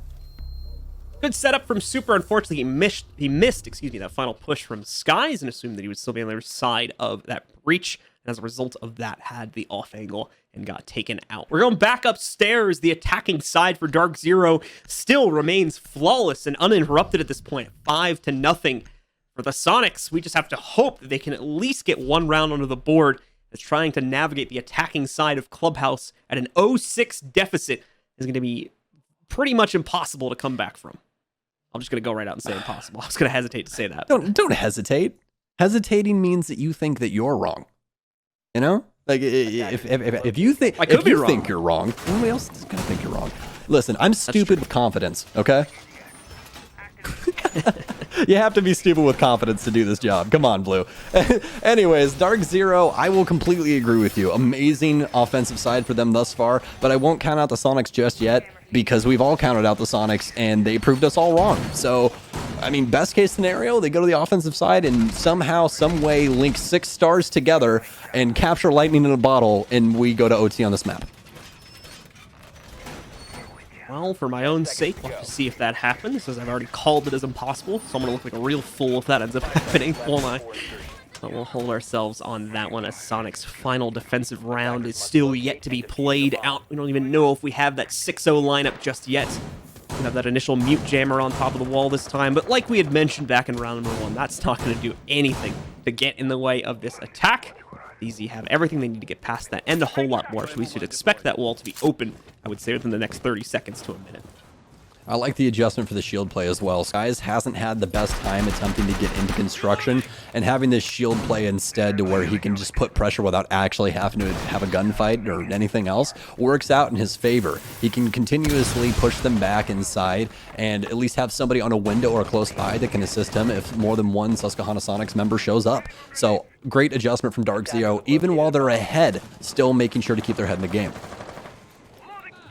Yeah, Super's catwalk setup has been very, very difficult for DZ to get past. Arguably, the thing that's been delaying DarkZero the most has been his play from up on top of here, just because of how well he's able to set himself up here. He's got that evil eye right on the other side, so if anybody tries to push, he's going to get a couple seconds advanced warning onto that one. You can see now they're trying to get the wall open, which will be completed over the next couple seconds. So Super, it's off the camera there for just a second. Keep eyes on things. In a moment, if he hasn't already seen it, he's going to get eyes on the Montaigne, and that will more than likely means that he has to start looking for a plan to evacuate out of there, as obviously he cannot directly contest, without team assistance anyway, against the Montaigne. And here it comes. Here comes the cavalry. Blue is... Maestro works his way, or excuse me, the Monty works his way up the staircase and starts putting Super in between a rock and a hard place. He can lower that shield at any time and knock him down with just one punch, and that's exactly what happens when Monty's on the field. It's very difficult to keep track of multiple targets at the same time in this game, and the TTK is very low, making it very difficult in those situations. Super gonna get with... Actually, really not early. He wasted a lot of time upstairs in rafters, and J9's gonna get a kill for his leisure as well. Super may still yet have his laugh from the grave on this round. They're holding back Skies for the time being as he's checking both the breach and the softball and the window to see if there's going to be any intel to present to his teammates. But at the moment, nothing ringing out here. They're just getting stairs into the void sent back at them here. And when they try to actually push, they're getting decimated so far. Down to already 3 players left on their roster with just that single trade on a Super, which they kind of got that one for free after they had locked him in with the Montaigne. This guy's going to push up to the main doorway and basically just get right in the way of it, block it off entirely. The tape rip there for a second, hoping that would force the move of Montaigne, but it's not going to be the case. It's going to be sent out against the planter instead, and it rings true. Eliminates Hyper, forces a rotate now of Iconic, who's going to go outside and try to counter this angle. A few more players trying to swing their way in from top red. Oh, we see the melee kill come out, and Sonics finally put together a round on the board. Despite that Montaigne melee kill, it means nothing, and the Sonics trade it back and take control, finally, of a defensive round. Some amazing play from the Riflers coming out on Sonics, and you might be like, Riflers, Stokes? What game are you commentating? Well, it actually ended up being the Riflers. We actually had the AUG and the 416 went out that round, so Just goes to show that having those rifles on defense is actually very important sometimes when it comes to those longer distance gunfights. Ended up winning Susquehanna Sonics their only round on defense. Very, very good rotation from the Sonics, especially to deal with that Monty play. Even though Super ended up down and he doesn't have the best score on the scoreboard right now, that time cannot go unnoticed. 2 minutes off the board is huge inside of this game. And it certainly seemed to have made at least a small difference in the outcome of that round and the forcing that we had to see DZ do to try and push themselves into the site was eventually stopped by the Sonics there. 1-5 is going to be our scoreline coming out of halftime, and it's now time to see if Sonics can rally to the cause and come back at a 4-round deficit in order to try and take this either to an absolute victory or to OT. DarkZero races up and gets that 6th round before they can run 5 in a row themselves. Well, we are going to have something similar and some things different when it comes to DarkZero's defensive setup comparative to the Sonics. Big outlier inside of their lineup has got to be Eclipse on that Vigil. We didn't see them running any of this when it came to the Sonics defensive side, but looks like we almost had a Regis host, but instead Super chooses to not. So I'm going to assume that something was fixed or what have you. Well, now though, we're going to have the round start out, and it seems that Eclipse's job with this Vigil is to hold the mid floor, specifically lounge. You don't want to give that up to the offense because it makes it to where they can get the wall very, very easily. But as you guys can see, they really don't have to worry about that in the first place. They don't have any wall denial. That Bandit was banned. They don't want to play Kaid, and they don't specifically want to bring the Mute right now because that Thatcher's on the board. This is all very easy utility for Thatcher to deal with, so it's honestly not even worth... Yeah, it's honestly not even worth bringing it. It's practically a waste of breath. All you're going to do is double EMP and get a wall open. Might as well not even bring it. So, with that said, the sidewall will be opened very quickly by the Sonics on this round. Same as DarkZero on their own attacking rounds. It's allowed to be open, so instead the defenders are going to play a sort of post-plant retake or denial setup instead of actively trying to defend the inside of CCTV. Still 2 minutes left on this as well, so very early days. Sonics are certainly very far away from their final commitment, but starting to move in on other parts of the map. Notably, you can see Iconic swinging through the balcony, starting to take Jim and Master control. They're going to have to be quick about it as we're almost halfway through and they're still working on this roam game that really isn't even here. Well, they now have control of the western side of the building all the way up to construction. It looks like Sonics are going to be barreling down onto site now. Legs with the diffuser, keep track of that, as a lot of the times these rounds are very fast moving when it comes down to executes. Most of DarkZero, though, still poised downstairs waiting for lounge. Would like to see Eclipse rotate here just because there isn't going to be any pressure when it comes down to that lounge area. We are going to have a quick trade though, and easily we'll take down Skies. No longer having that Wamai, and Wamai not staying alive is very important as well. No more discs can be put down. Of course, Skies needing to get very aggressive in order to do that. The window hop out, which worked at first, but just couldn't get back through quickly enough to trade. Zofia Charge going to work its way in, but J90 will also take a little bit of gas grenade damage as he goes into that in order to get it off. But fortunately, not really a whole lot of damage or anything else coming from the follow-up of the Zofia Charge, so he's just going to take that damage for free for the time being. 40 seconds left here now for the Sonics to make their play, and they seem to have come to a halt to the outside of construction. Only a temporary delay, though the rest of the team is now trying to push their way in through cash. Easily will find the first and second kills. Super gets the third. Mint will finish off easily with the toxic gas grenades, but now it's all on Hyper. Red finds the first one, and more importantly, Hyper still has control over the diffuser. He can force the individual 1v1s if he knows how to isolate them properly. There's the first as he lines up the kill in at J90, now looking for the final one against Super. He already nearly has it. Super down so low, and even worse, only 10 seconds for him to try and find this kill now. He's not even gonna get the chance. Hyper clips him off, Super goes down, and DarkZero at the hands of Hyper pick up another round. You never count this man out when it comes to literally anything. In a 1v5, I would pick Hyper. He's as Super said himself, he's kind of good. He's a little good at the video game. You know, he's played it once or twice or maybe 3 times. Yeah, right? You know, I personally speaking, I would gunfight Hyper, you know, like that's complete bullcrap, by the way. Hyper would destroy me. That man's something else, as you guys can see for yourselves. Amazing round from DarkZero, but amazing round from Hyper specifically. that was almost botched by DZ, and for him to bring that back is something truly incredible. The thing that almost fell apart there for them is it seemed that either Houghton didn't see them because of the client-side soft destruction that happens in this game through those holes, or he didn't want to give up his position at the top of red. Either way, ended up not working out in his favor, and he was blasted to pieces very quickly with the rest of his squad that brought it down to Hyper in that 1v3. DarkZero shifting over to a different site than we necessarily expect the teams to go to after a successful cash start. Normally, basement is the secondary choice, but DarkZero is going to shift us over into gym and master bedroom to see if they can end things on a different note than we might expect. I'm still at a loss for words because of what we've witnessed today inside of the NAL. I don't think will happen again, but again, we've said things were impossible today, and it seems that everything is possible if you put your mind to it. So, had a really cool first week. This is probably the best first week that we could have asked for. Yeah. We've had a lot of really interesting matchups. Obviously, like the world champion still staying consistent. I think a lot of people expected that. But, you got a lot of teams stepping up to the plate. DG did really good in their opening match. Tempo Storm has done really good in their opening match. And, like Soniqs minus this map has also done really good in their opening match. So that sets up some really cool storylines in that this league could be a lot closer than people may be expecting, even as we get into the later stages of it. Yeah, and it's very unfortunate for Disrupt as well. Apparently, skins don't equal wins. So, round's going to go away for that and ended up losing that round. But overall, an amazing showing. Oh.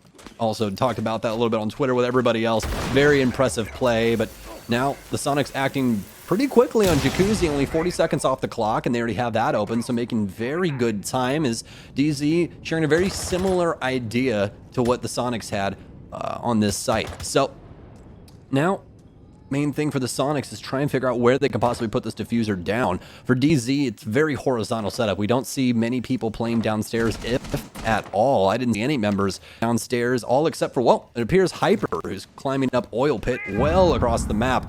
So for Soniqs, looks like for the time being, it's going to attempt to be a wait execute unless something changes here in the next couple of minutes. A lot of drone intel coming out there for Soniqs. Think of a super drone. If they can sneak that into the back of Jib, should have good position onto at least two players now. If they caught Skies from behind that rotate, Mint was definitely seen for certain. Houghton's going to be a new addition they'll have to check out for, but no, actually, Iconics drone, I think, sitting in the back of bedroom there. He's going to spot Houghton. Just can't isolate him out too much just yet, although could try to do that over the next few seconds, especially if they're able to catch him with that drone a little bit later on.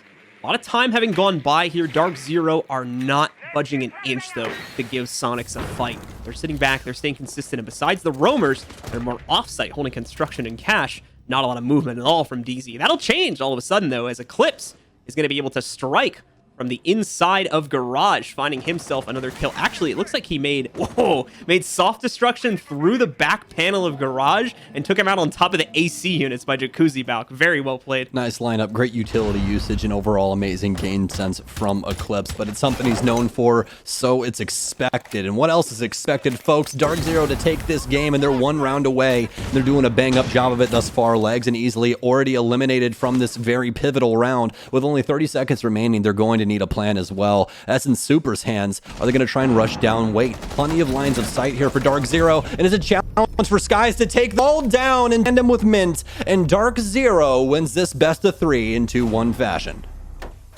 Very interesting third and final map, but it goes decisively into the hands of DarkZero as they get the closeout 7-1, 2-1 on the series, and will move themselves further into the upper bracket of their group here at the North American League. As for the Soniqs, they of course are not out of the running for the stage just yet, but they now go down to the lower bracket here in the GSL group. Extremely impressive showing on all fronts. I don't think anybody expected this to go to that final map, but specifically Hyper, the guy is just insane. Somebody needs to check the man's Moss files, I'm telling you. He is something otherworldly, at least inside of this best of 3, but we've seen him do it before. Do want to shout out Iconic as well, and Easily, both coming to the Soniqs very recently and proving that they're definitely worth the pickup. All right, ladies and gentlemen, that is going to do it for us for the evening, but don't go anywhere just yet. We still have our winner interview and the final segment from the analyst desk coming up right after this break.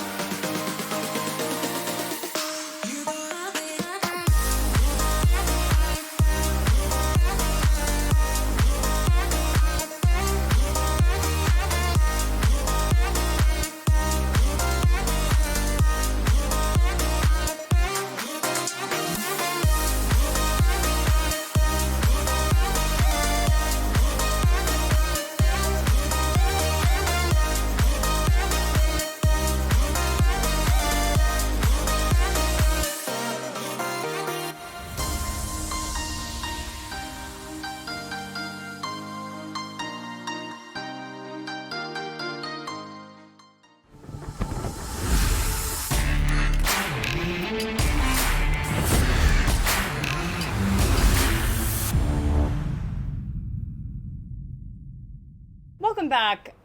Welcome back. I am Jackie Jing, and I am with our analysts Veli and Jesse, and DarkZero winning in 3 games, defeating the Sonics, sealing the deal on Clubhouse.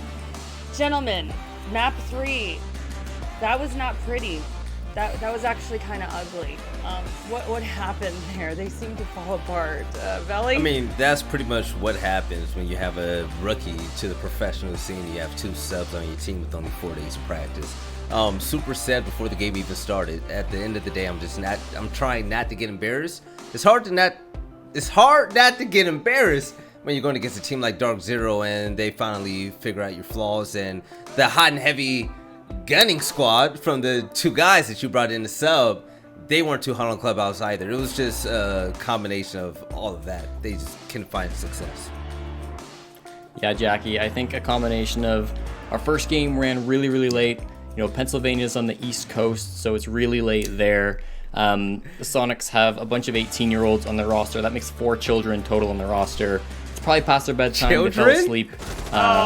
Children? Throwing some shade there.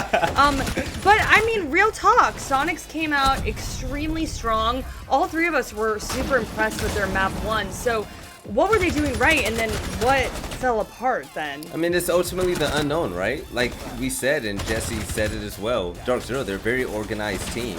So when you throw all of these different looks at them at first, I mean, yes, you can find success with that. But 3 maps later, they're not winning gunfights. The confidence just isn't there anymore. And also, like this play right here, you can't lose a 1v3. Hyper clutched up twice on this map. That takes a blow to your momentum and motivation, and we saw the score. That's it. Jesse, what do you think when it comes into regards to what was their downfall? Why we just saw them struggling so much at the end when they started off so strong? Yeah, I mean, I think it's just the inexperience, how late it went. I will say, I want to give credit where credit is due. Easily really performed, and he gave it his all that map. I mean, you could tell that like the rounds that Sonics came close, it was like easily getting 2 or 3 Ks. The rounds were easily died early, like in that very last round, round 8, everything just falls apart for the Sonics. A lot of the time you saw like their roamers, like Iconic and Lags were really trying to get aggressive in a lot of those rounds, J90 to an extent. And they just weren't finding success. So I would have liked to maybe see Easily shift over to some more aggro roles. He seemed to be on. He seemed to really like be the only player capable of winning gunfights. So I would have liked to see him maybe step up and take one of those more aggressive roles. But, you know, it didn't happen. And at the end of the day, who's to say if that really would have solved all their problems? Probably not. And when the 3 of us were watching, just straight up, you 2 were both like, what are these decisions being made? What were some of the strange decisions that come to mind? I remember, I think Veli was like, why the hell is Alibi, why? Oh, Super? no. Why? What we were saying, let Easily roam. Let Easily run around with Alibi and Jaeger. Like, that's what Jesse and I wanted to see. Easily was popping off with like smoke and stuff. So it's like, take the SMG out of his hands, get that man a real gun, and let's see him have fun. Yeah, and I mean, like, they could have tried some unique strategies. I know Amaru is being tried out by a lot of pros these days. I would have liked to see somebody else give that a try, maybe in those later rounds when they were attacking. I don't know. They could have just, like, tried something, but it really did feel like all the energy was gone. It really felt like they just wanted to keep throwing themselves at the brick walls. Something major needed to be done to turn that map around, and nothing came from the Sonics. Okay, and right now we are working to get an interview with Mint from DarkZero. Trying to see if we were able to get him. But while we are holding on there, I mean, it has just been absolutely a wild day, and I think all 3 of us are extremely exhausted after that 4-hour series. And then this one also going on for 3 maps. But I mean, it has been a really exciting day. We did hear Stokes and Blue talking about that. So like day 2, I mean, in ways surpassing day 1. Would you guys agree with that? It's no comparison, right, Jesse? I mean, we almost saw a huge upset with Disrupt Gaming against Oxygen. Yes, that whole series took about 10 hours, but at the end of the day, we got the best matchup so far here in our NA league, but also we got to see some potential with Sonics, not only with Iconic, you know, the newcomer in the tier 1 scene, but 2 guys who are going to be free agents once Slebin and Gonfi comes back. Yeah, 100%. I thought that tonight's 2 best of 3s that we saw, it was nice to see our best of 3s, right? We didn't get an overtime, so you know, could have gone a little bit longer, which would have been more okay seeds. with it. Okay, fine. I won't ask for that for you East Coasters, but yeah, I don't know. I thought that today's games were just so fun, right? That last map was probably like the hardest to watch because it was kind of one-sided, but every other map today was honestly just a blast, and yeah, I think indicative of what we're going to see throughout the whole season. No, it was extremely fun, and gentlemen, thank you so much. We actually do have Mint on deck here. Mint, can you hear me? I can, Jackie. How are you? Oh, awesome. I'm doing well. How are you feeling? Congratulations on the win. Thank you so much for joining us. I am exhausted. I'm sure you guys are as well. I pretty much expected it to end after midnight. Yeah. Yeah, it's definitely been a long day. Definitely want to talk to you about your series, though, and it was kind of a slow start on map 1. Can you tell me what happened there? Yeah, I don't know. I'm just going to say, like, first game of the season kind of thing, first map. I'm glad to get it out of the way. You know, we went up 3-0, and I kind of just think, you know, the steam kind of ran out of us. We started doing things we don't normally do. We just couldn't catch our footing after that. Couldn't get any more rounds, and, you know, map kind of slipped out of us, but it's a best of 3. You know, the best team's going to win a best of 3, so, you know, we might have lost one map, but yeah, we recovered. Yeah, you did recover. Moving into map 2, you made a lot of adjustments. We saw that you brought the clash out. What do you think really made the difference there? Yeah, I mean, just in general, going to a new map would just give us a lot of confidence. Oregon is a map we're obviously very confident in and on. It's a newer map, and usually newer maps is something that we excel in. We're able to innovate a little bit more.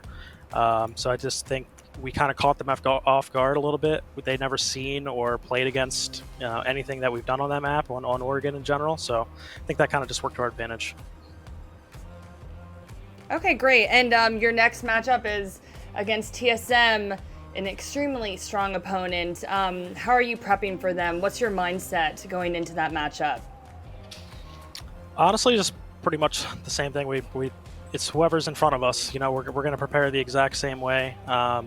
Our map pool's looking as solid as ever. We think it's the strongest it's ever been.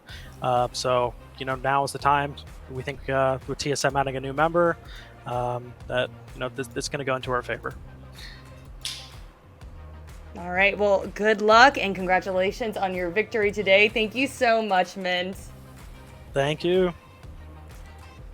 See you later. Oh, man. All right, gentlemen. What a day. What a day. A lot of great plays, but now let's get to our Corsair play of the day. Round 5 on Consulate, the 1v2 from Soniqs. Iconic. That rhymes. I was really excited about that. But all right, let's bring it up here. And y'all were going nuts about this. Of course. I mean, what better than to watch a big play coming from not just Iconic, but 3 people. Hyper went off. You had Iconic in a 1v2 against Hyper and Skies. He was able to down Skies, kill Hyper, and get the nice double kill to clutch out that win. That play right there was just so smart, and that was supposed to be because of the route that he took in order to clutch it. Jesse, I don't know if you want to break that down. Yeah, 100%. Obviously, he saw the 2 opponents in front of him. He had this like third option. He could go left outside of the door. He could go right and try to go through the breach in the wall. But he went down the hatch, which was just not something that I think very many players would think of. Went around, and certainly DarkZero weren't expecting it. Was able to gun both of them. And I think particularly that was like a big momentum shift coming in for the Soniqs. Obviously, they ended up winning that map. That was the first map of the series.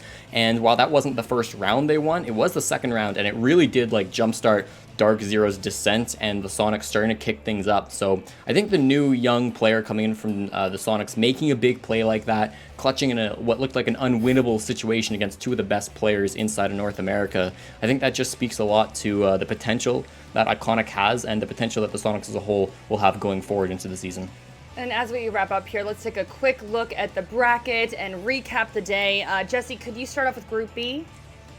Yeah, for sure. So Group B, we just watched it. You should remember this. DarkZero defeated the Soniqs 2-1. What that means is that DarkZero are going against TSM in the upper bracket. That's going to be a crazy good game. Two of the best teams in North America. There's always been a lot of debates as to, which of the top three really reigns supreme. And I think TSM, DarkZero, there's a lot of people like debating on who's actually better between those. So that'll be a crazy good match. And then the lower bracket, don't sleep on this one either. Tempo Storm, Soniqs, the grudge match we've all been waiting for. And it'll be elimination, so the loser of that game will end up in the bottom 4 for our first stage. So Group B is looking really, really scary, and yeah, there's going to be some amazing matches happening there for sure. All right, and Belly, you want to take on Group A? Group A is my favorite group right now because it's the group where we really cannot predict who's going to come out on top in the first and second spot, but most of us, I think it's safe to say Space Station Gaming, they could take one of those. Space Station will face off against Oxygen. The winner of that automatically top 4 for stage 2. United, they'll face off against Disrupt, and maybe Disrupt can have their uniforms in order for that game. I believe it's going to be a great one. Also, it gives United another chance to really show us what they're capable of, because I personally do not believe that we saw the best from them on Monday. So many great matches ahead. Gentlemen, thank you so much. You did a fantastic job today. A big thank you to our casters and to our crew. We will see you all next week, and thank you for watching. We appreciate all of you. Bye.